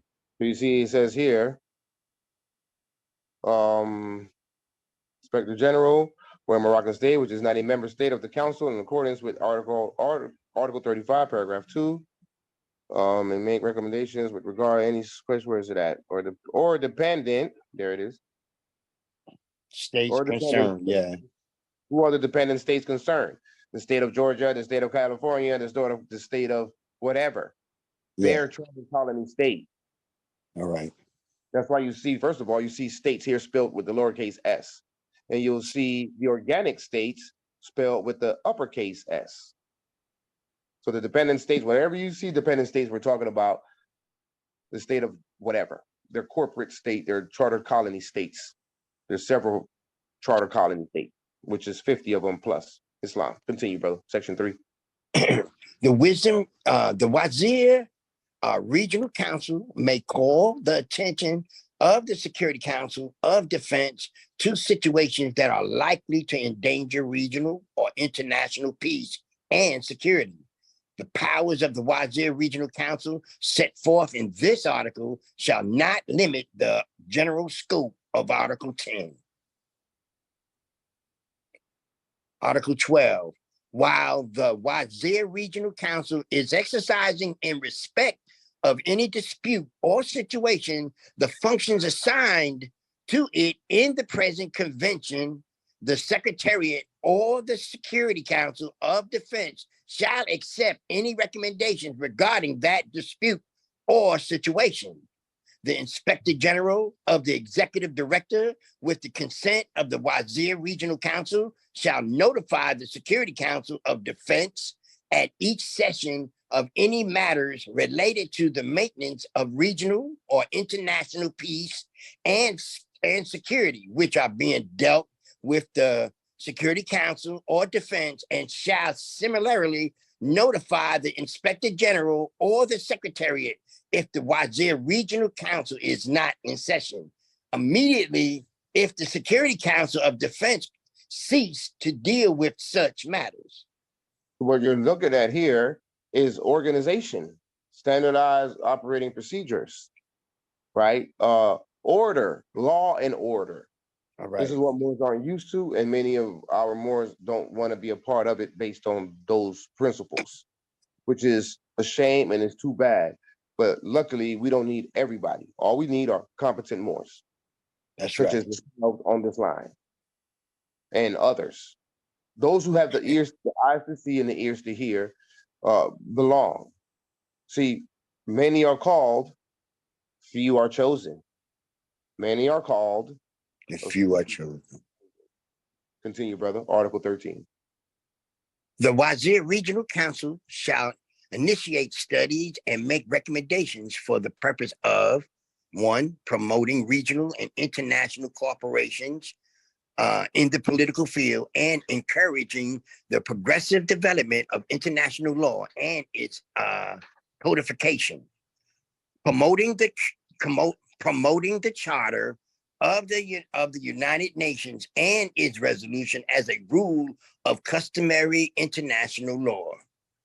Providing the enforcement of Moorish treaties and Moroccan legislation. Section, brother, read the section number so we'll know which section you're on. All right. 4. No, 3. Promoting it on on 3. Mhm. Start at Yeah. 3. Yes, sir. All right. 3. Promoting the enforcement of Moorish treaties and Moroccan legislation. Very important. Promoting Yeah. the enforcement of Moorish treaties and Moroccan legislation. Moors, if you want to learn how to enforce your Moorish treaties, contact the WRC.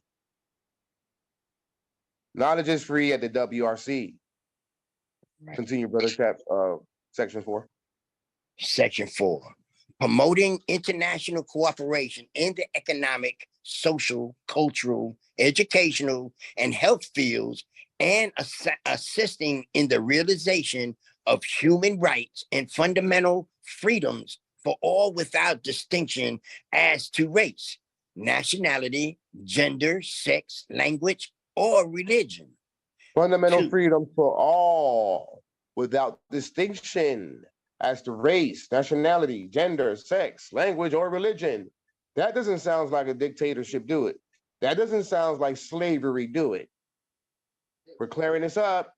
We don't want to hear this anymore. Continue, brother. Yeah, we got a question. Yes, please. Would this have anything to do with this? You know that they're promoting this genocide of the LBGY, the LGBTQ. Would they be accepted into this? Because they're becoming a dominant force in America. Well, I guess they just have to leave it there. If they want to be there, then they stay there and they can have at it. But we're not doing that in Morocco, correct? Listen what you said. It's in America. This is Morocco. We're not doing that in Morocco, brother. Okay, that's what's up. All right. We're not doing that in Morocco. No, All sir. right, No, that's what's sir. up. All right. I just want to clarify. Let me make this clear though.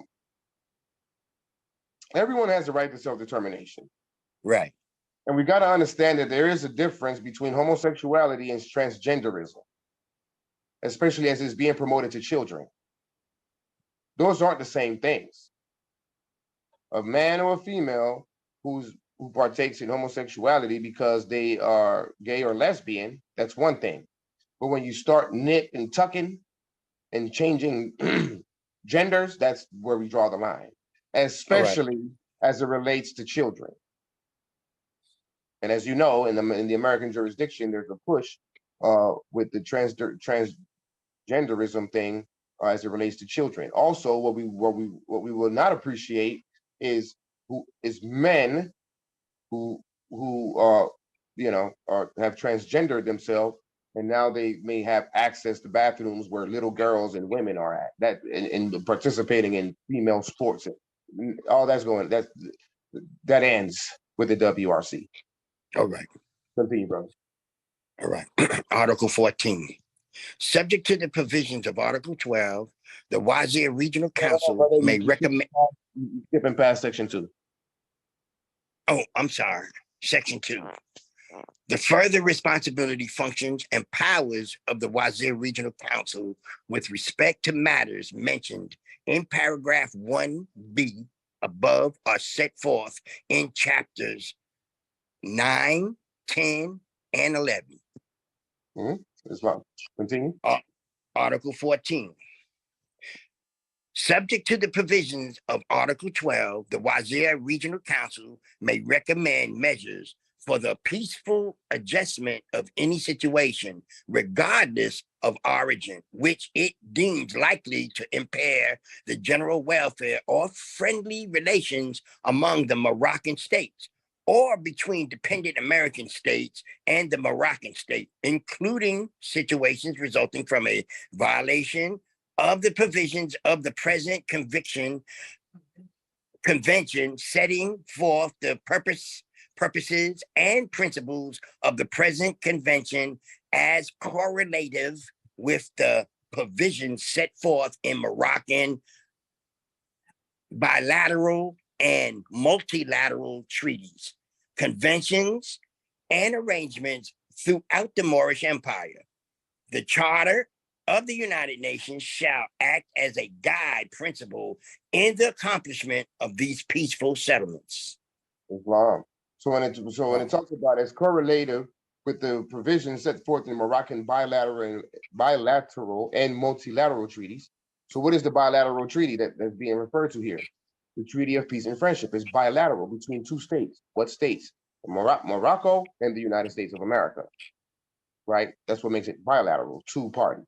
The multilateral are multi-party, right? So you'll have the Treaty of Madrid, 1880, and the Act of Algeciras of 1906, both of which have 12 signatory powers, which makes it a multilateral treaty or convention. Islam. Just for clarity. We'll let's see, it's almost 9:30. Let's see how further. Let's end at voting, I think. Let's end. We'll probably end at Article 17. Okay, brother, continue Article 15. All right, Article 15. 1. The Wazir Regional Council shall receive and consider annual and special reports from the Security Council of Defense and the Secretariat. These reports shall include an account of the measures that the Security Council of Defense and the Secretariat have decided upon or taken to maintain international peace and security. 2. The Wazir Regional Council shall receive and consider reports from the other organs of this council and from the Secretary General of the United Nations. Article 16.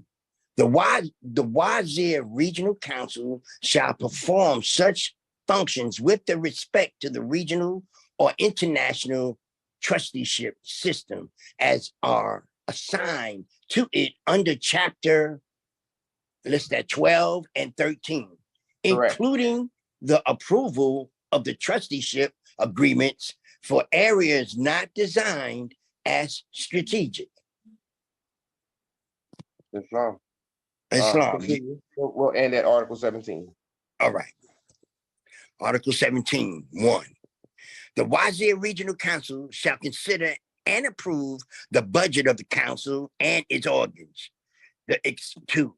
The expenses of the council shall be borne by the member state as a portion by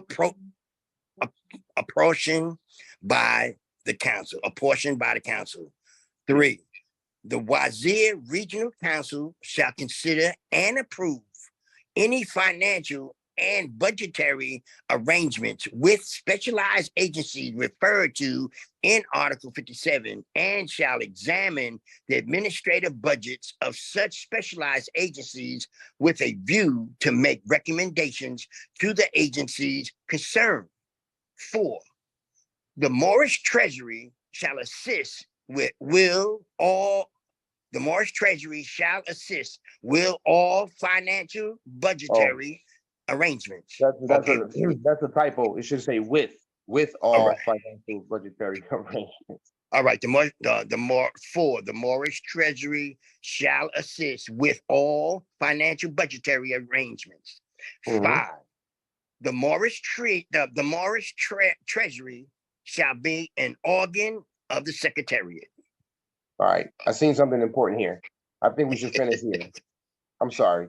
Let's finish at 18. This is very important to close out with 18. This is the one that we need to close out at. And pay close attention to section 1. Go ahead, brother. Voting Article 18. Voting Article 18. 1. Each Wazir of the council shall have 1 vote. Hold that thought. Very important to recognize. No one has no extra powers. Not even the chairman. All right. You know, where each one of our wazirs within the council, within the round table, are limited to 1 vote per. That means that the power is spread across the board for all the wazirs.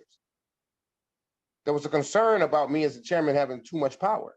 I don't have too much power. I got 1 vote power. But I am, though, just the speaker of the convention. Yes. The speaker of it. That's all. Yeah. And, you know, I got a loud mouth. I got a loud voice. I got things to say. Sound like the plan. Yeah. There's colonists I need to talk to and obstructionists that I need to speak with. And I got a lot to say because my people got a lot of pain, and so do I. That's right. And we are going to fix this problem. And perhaps it requires someone with the fire like I do. I got that fire in my belly and the voice for it. But that's the limit. All I have is 1 vote. Each one of us, all we have is 1 vote. So there's no dictatorship, no slavery, where there's a monarch and some dictator that's controlling everything because he got all the votes. Each wazir of the council shall have 1 vote. Plain and simple. Section 1. Continue, brother. Section 2. Section 2. Decisions of the Wazir Regional Council on important questions shall be made by a 2/3 majority of wazirs present to vote or by hybrid visual voting. Hybrid visual voting, real quick. Hybrid visual voting is more like Zoom, doing a vote on Zoom, if you will, for example. Continue. These questions shall include recommendations with respect to the maintenance of regional and international peace and security, the election of the members of the Secretariat, the Security Council of Defense, the Economic and Social Council, and the Trusteeship Council in accordance with paragraph 1C of Article 86, the admission of new member states to the convention, the suspension of the rights and privileges of membership, the expulsion of member state questions relating to the operation of the trusteeship system and budgetary questions. 3, decisions on other questions, including the determination of additional categories of questions to be decided by a 2/3 majority, shall be made by a majority of wazirs present to vote on or by hybrid visual voting. 4, each member state can choose one of 4 categories. 1, yes vote. 2, no vote. 3, abstain. Or 4, absent. 5, the category of abstain shall not mean a no vote. Vote power is obsolete. Veto power is obsolete. Oh, my bad. Yeah, veto power is obsolete. There you go. And that's so far the preamble and 18 articles we have covered, and there's 111. Great. But in this particular discussion, we went over several things before we went into the WRC. So obviously we weren't able to get too far within it, but going forward, we'll be going straight into the WRC, and that's going to allow us the time to cover as more bases as possible as it relates to this document. So at this point, there's got to be questions. There's got to be comments. So I will yield the floor for anyone who may have questions based on all that we've read thus far. I yield. It's Islam. I have 2 questions, and then I'll yield. Question 1, will we be able to get a copy of this document? Indeed, it's public law. Everybody can get a copy of it. In fact, we're working. Our national jazz and the executive director Nova, LUL, they're working to put together a link so that you can draw from the Google Drive the document downloadable from through a link so that you all can have access to it. It's open for anyone who wants to view it. It's public law. All right. Second question is if the USA is a corporation, how do we deal with it when it was if it's not abjured, it's a de facto corporation right now. And we're dealing, and the treaty was set up to deal with an abjured, the jured government. How will the USA, how will we do business with the abjured and not the de facto? Excellent question. First of all, you're using the wrong term. You're calling them the United States of America. That's the de jure government that's in a shallow grave. What Okay. you're referring to is the United States International Organization, or the United States Municipal Corporation, as they call themselves, based on the Act of Congress of 1871. Well, they are the power of attorney for the United States that's in a shallow grave. This is why this was a great question, and it brought back a very important point that needed to be pointed out in terms of the power of the WRC. All right. WRC, so, okay, as of 1956, the Empire of Morocco went into a shallow grave because it was converted into the Kingdom of Morocco, right? And the Sultan became the king. He demoted himself. In 1871, the United States of America went into a shallow grave, right? It's void of a government and void of a population. What replaced it? The United States Municipal Corporation. Today in 2023, the WRC has come to life. Think of so we know the allegory of, and be patient with me as I break this down. We know the allegory, the Masonic allegory of Hiram Abiff, based on the three ruffians, or someone asked me before, what is a ruffian? It's like a gangster, or a thug, or whatever, an assailant, right? Three ruffians who hit Hiram Abiff in the head. All three of them hit him in the head, knocked him unconscious, buried him in a shallow grave in the West. So the WRC represents Hiram Abiff coming out of that unconscious state, sitting up on the bed, if you will. He's wiping his eyes. He's kind of like getting his bearings. He's been asleep for 200 years. The United States of America Republic is still in a shallow grave. Hiram Abiff is sitting up. I think I'm highlighting the power here, because the Wazir Regional Council, again, represents Hiram Abiff, which represents what? The Empire of Morocco and its people, who are now back conscious again through the three branches of government, which they're all de jure. The United States is still operating on a de facto basis with their municipal corporation. This is why the WRC, this is one of the main reasons why the WRC has so much power as it relates to the United States. Now, I think your question was, how do we interact and engage the United States being a de facto corporation? Well, that's through the WRC.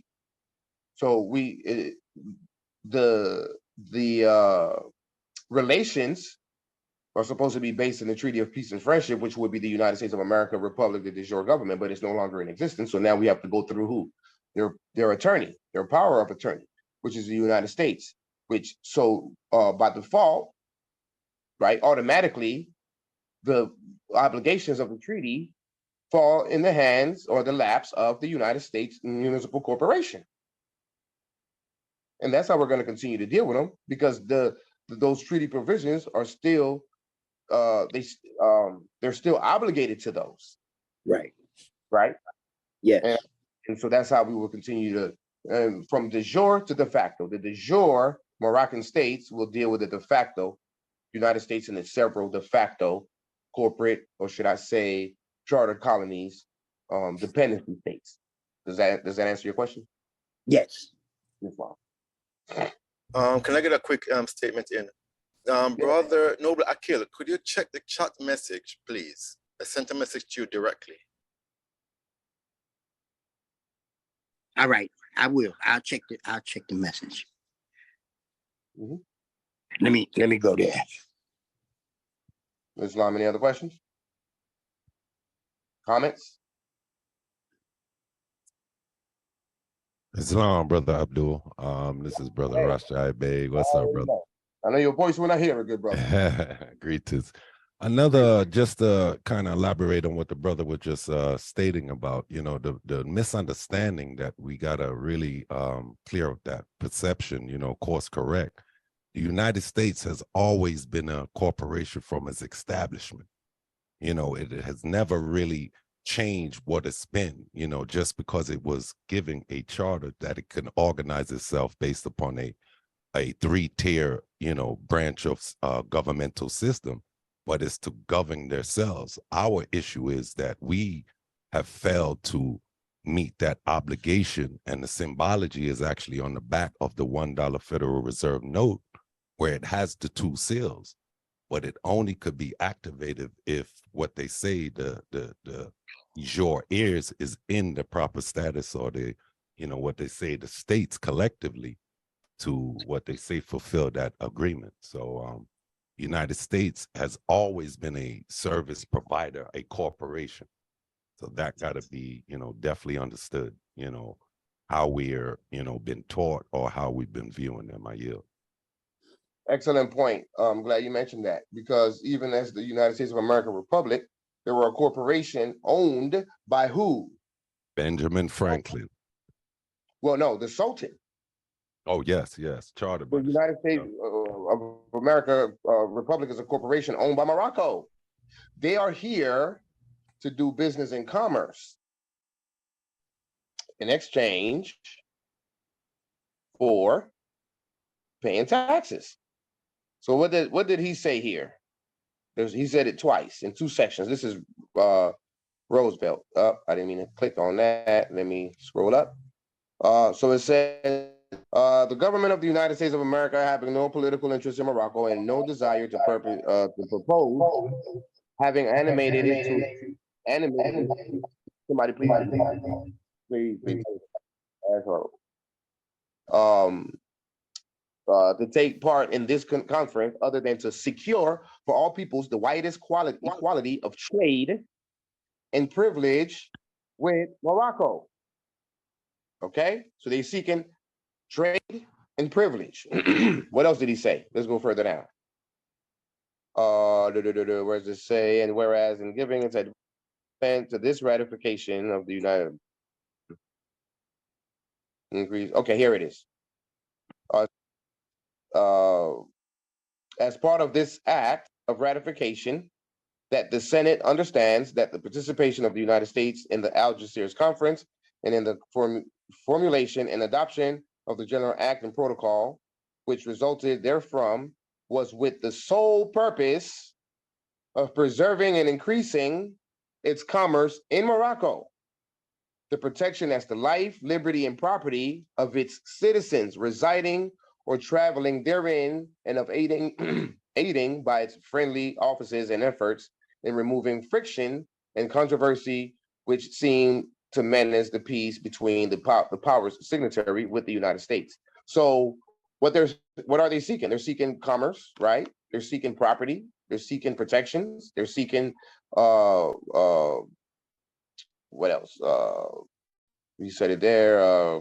Commerce, property, protections, liberty, life, peace.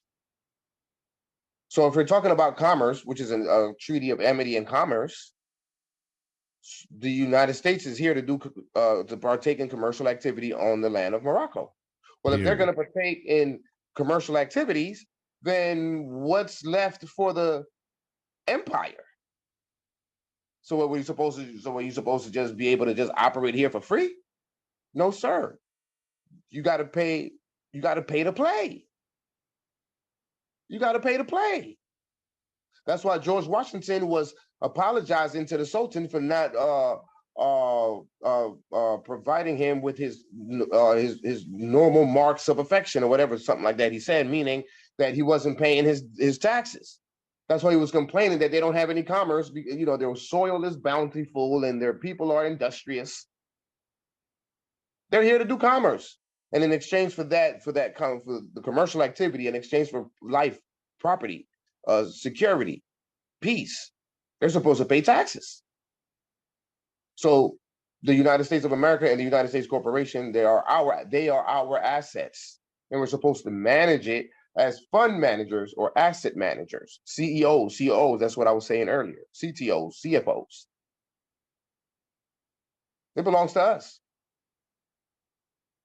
And that's the basis of the United States of America and the United States. So I appreciate that point of interest, brother Razbeh. I yield for any other further questions or comments. Islam, I have a question, just for me to put things into context. You used the analogy of us being knocked over the head and being in a shallow grave. What insights are there to why the United States of America Republic had no desire to raise themselves up out of a shallow grave? Was there a reason why they're still, allowing the de facto corporation to do what it does? Was there no incentive for the de jure aspect of that government to come back into fruition? Two reasons. One is a way for them to circumvent the treaties, because the United States Municipal Corporation is not a signatory power. The signatory power is the United States of America. So it's an attempt to circumvent adhering to the obligations of the treaty provisions. That's one of the main reasons why they've done that. The other reason is the bankers, right? Who are the bankers? Jacob, right? The quote unquote Jews that have stripped Kanye, right? They're the ones who are corporation based on loans that was given after the Revolutionary War, what is it called? In 1865, the Civil revolution. War. Yeah, the Civil War. Civil War. Commercial war. It's actually a commercial war, for the record. There you go. Based on that, and so they went bankrupt based on that. The Jews, the bankers gave them a loan, and part of the stipulations of that loan was to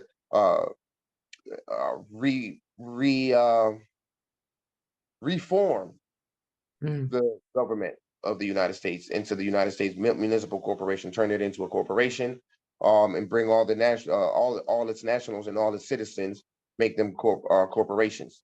Why did they have to do that? Because corporations cannot de jure governments cannot interface with corporations. Everything has to be either it's all de jure or it's all corporation. So in order to make it work, they had to make everyone a corporation. And then they took it further in 1913 with the establishment of the Federal Reserve Act in 1913 at Jekyll Island, when the president, what's his name?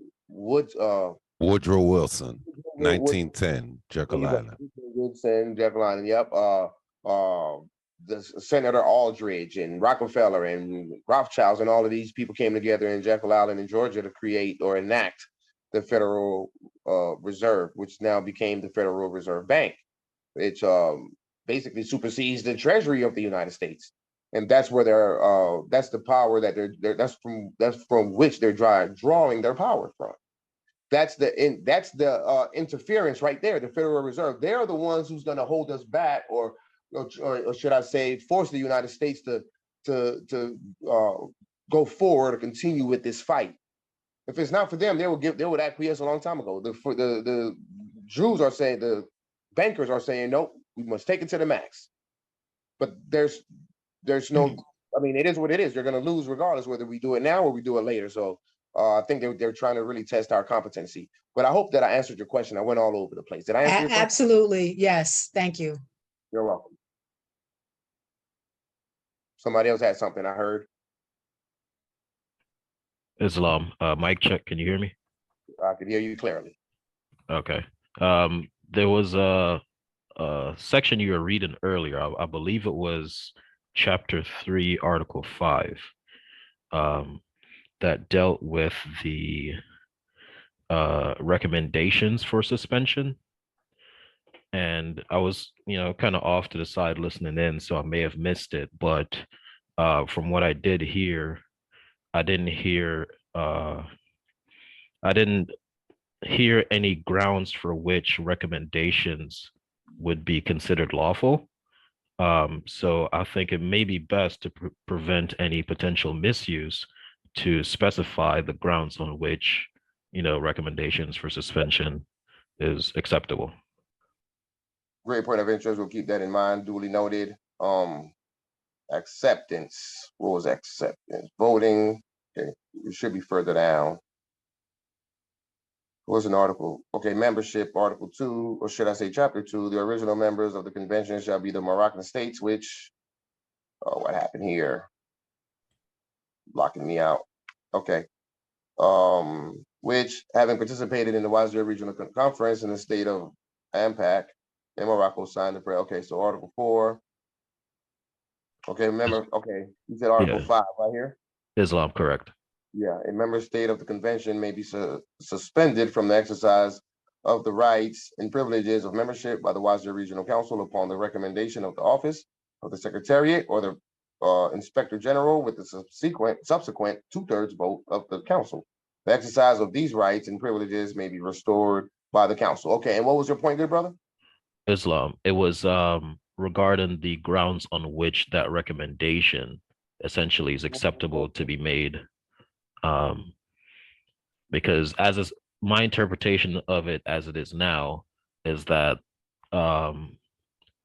the Secretariat or Inspector General can simply just make that recommendation, but it doesn't specify the grounds on which that could be made. Fair enough. Great point. Islam. This is why that's why it's a round table for all the genius minds to come together and make changes and add and do whatever that's necessary as we go through these various stages.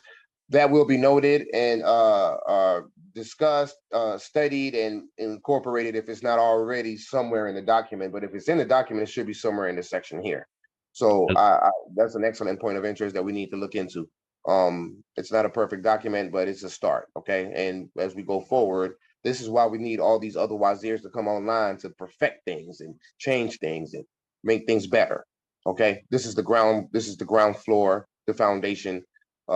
It's incumbent upon all the rest of you wazirs and other WRC members, whether it be the Secretariat or the WRC itself, to come in with your ideas, your vision, your points of interest, so that we can make this thing better. We're all in this together. So duly noted, Hakeem. I appreciate that, good brother. Islam. That's an excellent point. I'm glad you mentioned that. Yeah, great point, brother. Great point. Great point. That's a missed point right there. We got to take care of that. All right. Anyone else? That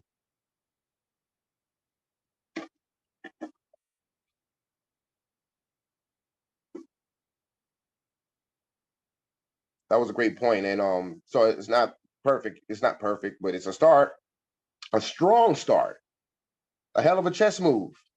Like Jay Bay would say, explained in our class 102, is we're like in the middle game, right? The opening game was all these ratified constitutions and that are still coming on. We're still working with New York. We're still working with Sakaru. Sakaru has some hiccups this weekend.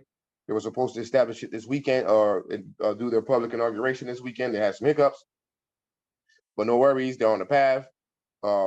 They got to clean up a few little. I think it was something to do with the brothers on here. It was the flagpole. The flagpole didn't come in time to prop up the flags for the inauguration. So we got to wait for the flagpoles to come in, and then we'll reschedule. They have rescheduled their inauguration to for the appropriate time as it relates to the arrival of the flagpoles. So that's also Florida is another state that's working to come online. I'm back in communication with the good brother Kirk Palmer Bay. He was MIA for a minute, but I guess he was just working. You know, sometimes when you're working, you ain't got time to talk. You just got all you got time to do is work.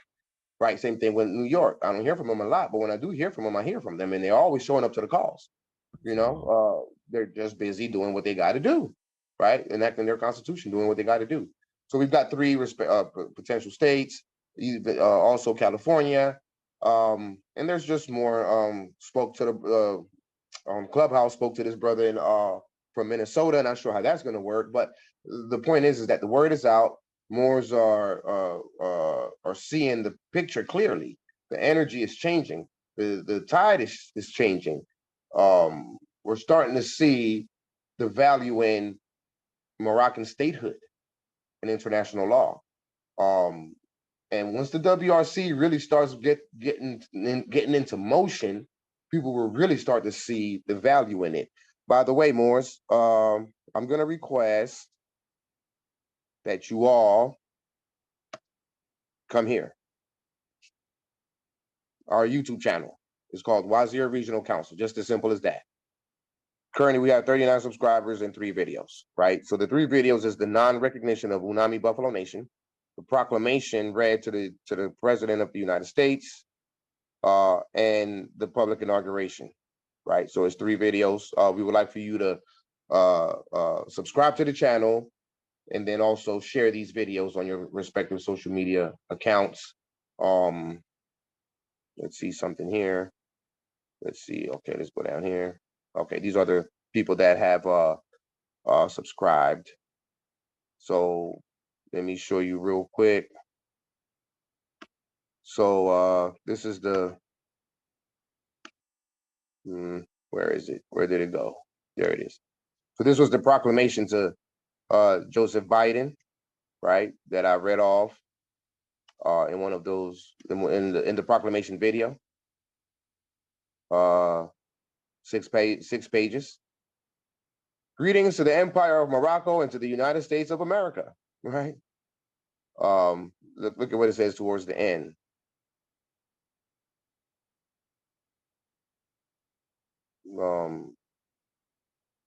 Let's see, right here.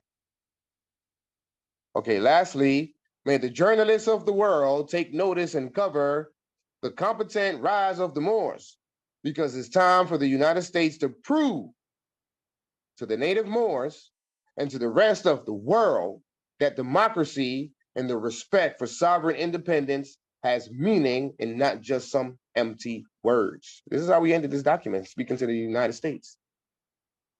And we sent them this document as an attachment and as an email attachment, certified email, and we're also mailing out getting ready to mail out the hard copy to Joe Biden,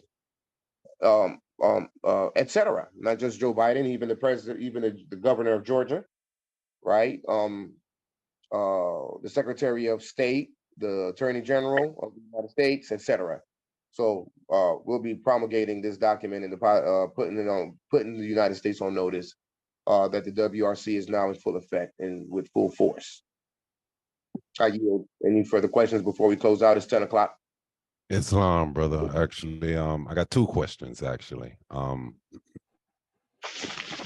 First question that I have is, this is kind of more directed to the regional, council, being that you are a chairman of that committee.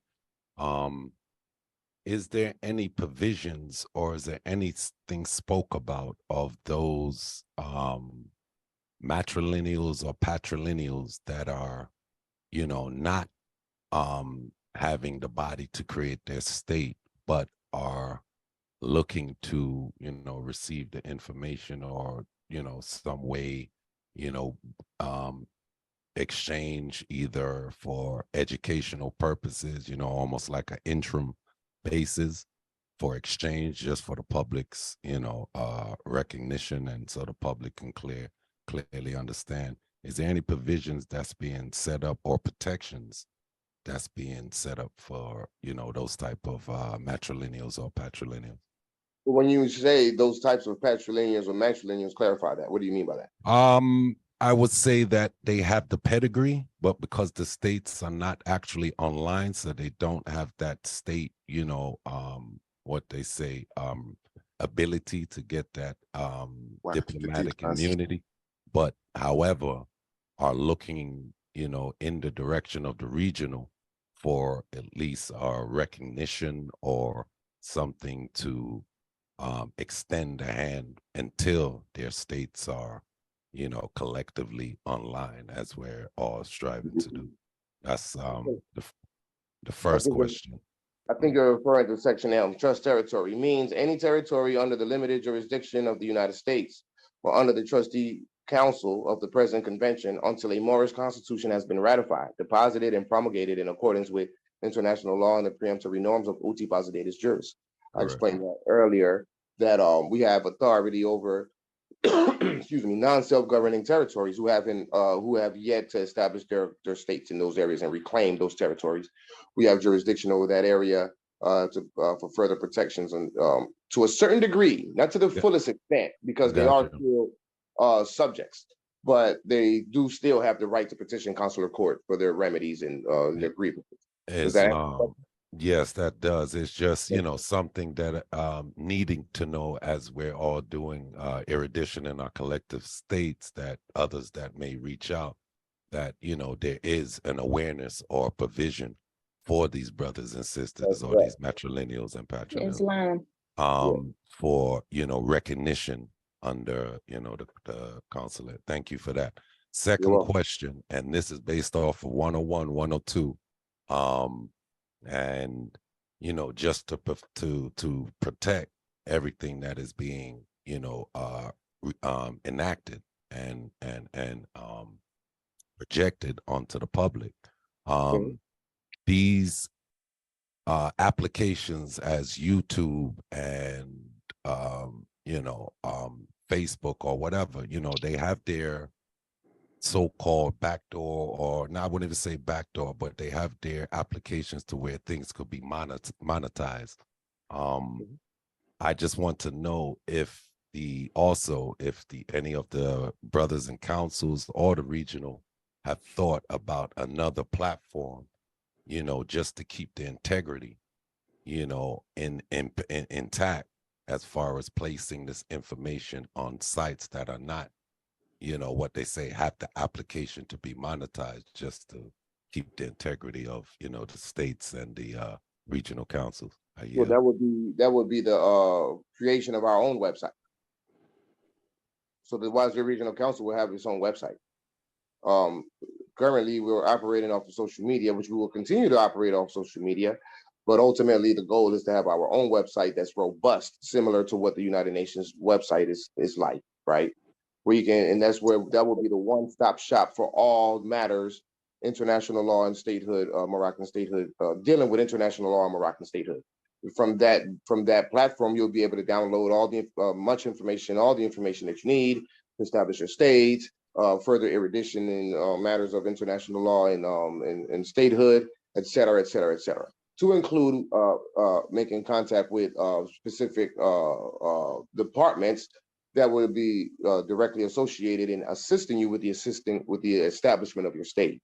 As we go through these varying stages, right now it's me doing it and others, but eventually we will have enough staff on hand that can deal with those matters more efficiently on behalf of the Moors who are seeking statehood. Does that answer your question? Islam, brother, and like I said, it's just for the integrity of everything that has been building and everything, but it's always looking for those things that one would say maybe is a loophole, so to speak, so it's just that not leaving anyone an excuse or an advantage to create a scenario or to create any propaganda. Why is this? Why is that? The why. So it's just that anything that we're doing on this level, dealing with international law, is just being in sync and, trying to definitely have as much, what they say, self-governance on how we're promoting the information, how we're giving the information access, so it can't be judged or viewed as, like I just go back to 101 and class 102. I'll just use that as a reference, and I yield. Islam, yeah. That obviously that was definitely considered. At the end of the day, still, there's more. It's going to be difficult. I mean, absolutely difficult to circumvent the WRC and these Moroccan states. It's a new movement. People just, we just lack the erudition. There's a lot to this. This is not easy. Enacting this right here, man, we had to redo it and man, just to get, where is it? Yeah, right here. I was in the document. Just this alone. Just this alone, the highlighted parts, which is the constitutional process, took us a minute to get together. Right? And we a little bit further advanced than everyone else because combined, we've got about 4 or 5 years combined, right? Not one individual, but combined, we've got 5 years of experience dealing with this. And we still struggling with certain processes and certain things. The model instruments, the standard operating procedures. This is where the subject matter experts come into play, such as Nova and Marcus as the executive staff members, the executive director and the inspector general. There's others that are coming on. Jay keeps asking for Hakeem. It's been a minute. I mean, I've been meaning to get back with good brother Hakeem Bey. We're seeking his assistance in the WRC. We need all the brilliant minds that we can have to assist in moving this thing forward, because it's a lot of work. It requires brain power. It requires Moorish power, right? It requires us to go back into the mind of our to make this thing work. It's not easy. We have 2 meetings every week on Tuesdays and Saturdays. Every week, 2 meetings. That doesn't count our own government meetings and other meetings, right?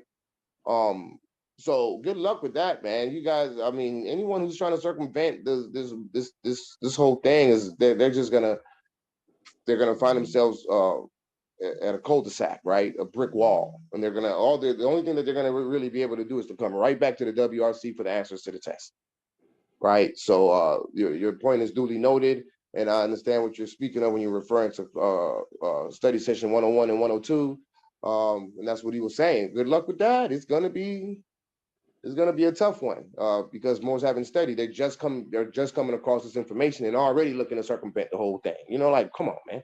How about you just join the movement and help go forward instead of trying to be rogue and all this? It's ridiculous. So, but your point is definitely duly noted. We can do as much as we can, but it's a limit to it because we also don't want to hide information from people.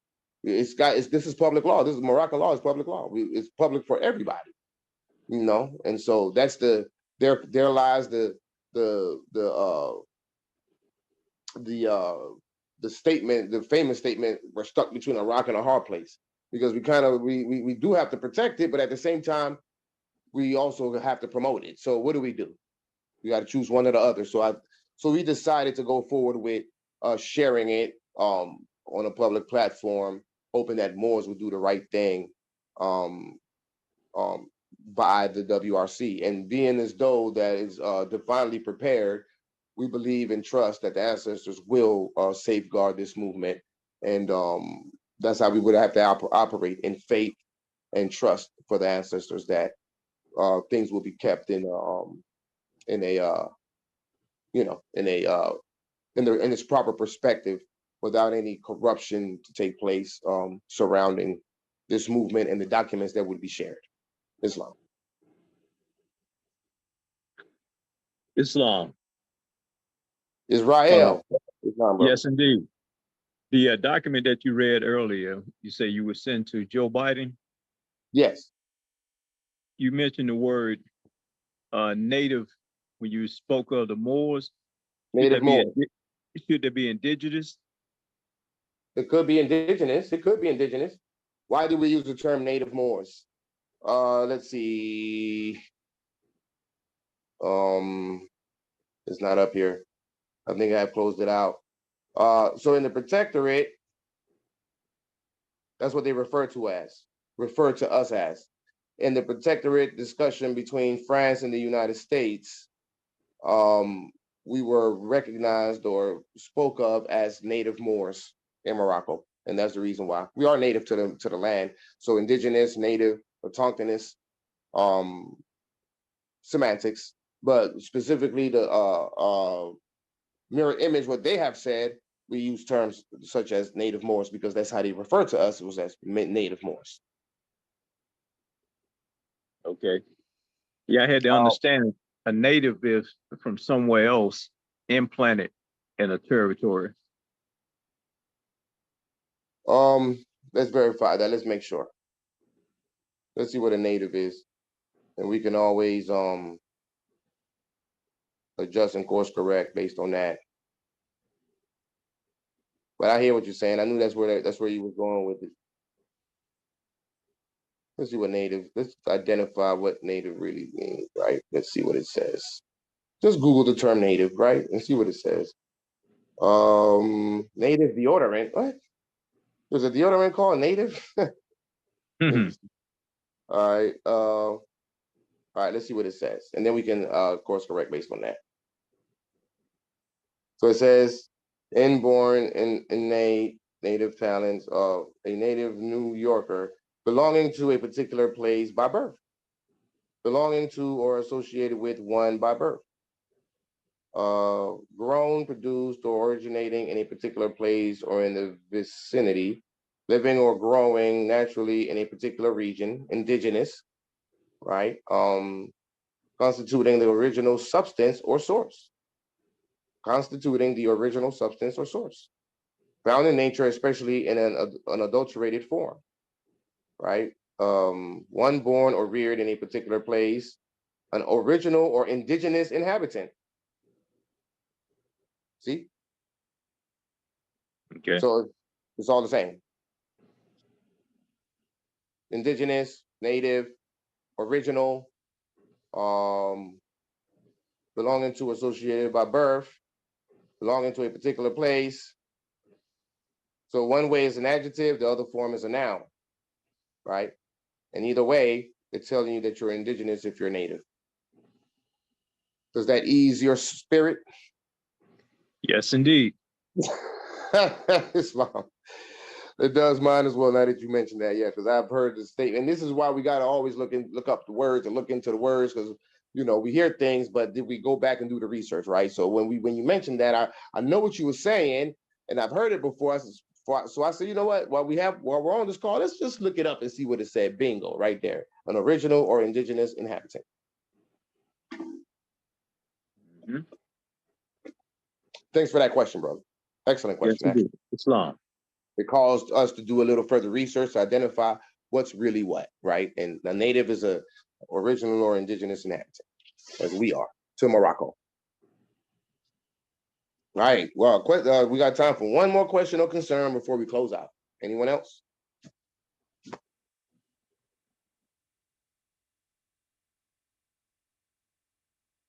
All righty. This was an excellent discussion. Great points being made. What happened here? Oh, Lord. Oh, I'm sorry, I'm tripping. It's right here. This was an excellent discussion. I look forward to part 2 next Sunday. We'll be touching, going into Article 19, I should say, as far as we can go into the document, and then move forward. And then, obviously, possibly the next week. I mean, it's 33 pages, 111 articles. I think that we will be able to get it done within the next 2 weeks. If we were to do it consecutively and just get straight to the point, instead of what I did today, which was highlight other points before going to it, but I wanted to build up to it, right? So that build up is done. Now we're specifically in the document, and so we will continue on with Article 19 next week when we reconvene for our Sunday discussion next Sunday. It's been an honor to have this discussion with you all these competent Moors. I appreciate your competency. I appreciate your appreciation for the WRC, international law and statehood, and also, and more importantly, your appreciation for the due process that's underway towards decolonization, because that due process is indeed underway as we go through these varying stages of advancement. It will happen. It is happening. It's happening in real time, Moors, and you guys are living legends. So all the Moroccan states who are working to come online, come online. Looking forward to working with you. And anyone else who's seeking further erudition in the matter to establish your state. Invest your 100 hours. Invest your 100 hours. Yes, Brother Hano, exactly. There you go. Don't Now, cheat the process. I had to say it. I mean, you know, Well not said, everybody, brother. everybody don't have the time, you know, but just do one in the morning, one at night. There you go. You get it done. Well said, brother. Well said. Exactly. Invest your hours. Hano, good brother Hano, man, he going crazy on Facebook and social media promoting international law and statehood, and it's well appreciated. He too will soon be a council member of the Wazir Regional Council as soon as he's able to, as soon as he gets the flagpoles and he's able to conduct their public inauguration. You know, thus far, everything that they're doing is in line with the customary norms of international law and uti facilitatis juris. So I don't see a reason for rejecting or not recognizing Sakaru State Republic, which is Ante, North Carolina. We're taking back the trust territory of South Carolina through the good brother Aziz Hano Bey. Please continue your excellent promotion on Facebook, etc. It's certainly not going unseen or unnoticed. J Bay mentioned it. He appreciate what you're doing. He's seen we're noticing your stuff. Always we be laughing about it like, oh my God, this guy's we just be cracking up, man. Islam wars. Me too. Me too. we just be cracking up like, yo, this is wild. It's beautiful. Y'all got to remember, man, it was AMPAG by themselves for a while. Then it was the three, it was AMPAG, New Mecca, and AMPAG for a long while. It was just us. And then suddenly it was Dempsey, Maru, AMPAM, and man, everybody started coming online, including Unami. We were excited about Unami. We was hoping that they would take all three territories, but the competent way by establishing three different branches of governments in each one of those several territories, and it would have went from 1 to 3, just like that. But whatever, you know, it is what it is. That's another story. Things happen the way they happen for a reason, and Allah don't make mistakes. Islam, with that, I'll end the call. I appreciate you all. Peace, love, and prosperity, and may the blessings of Allah be upon you all. Islam, Morris. Islam. Islam. Islam, love and harmony. Islam, Morph. Islam. Islam, you did good, Chairman. Islam. Gratitude, Wazir. Islam, Morris. Islam. Islam, peace and love. No.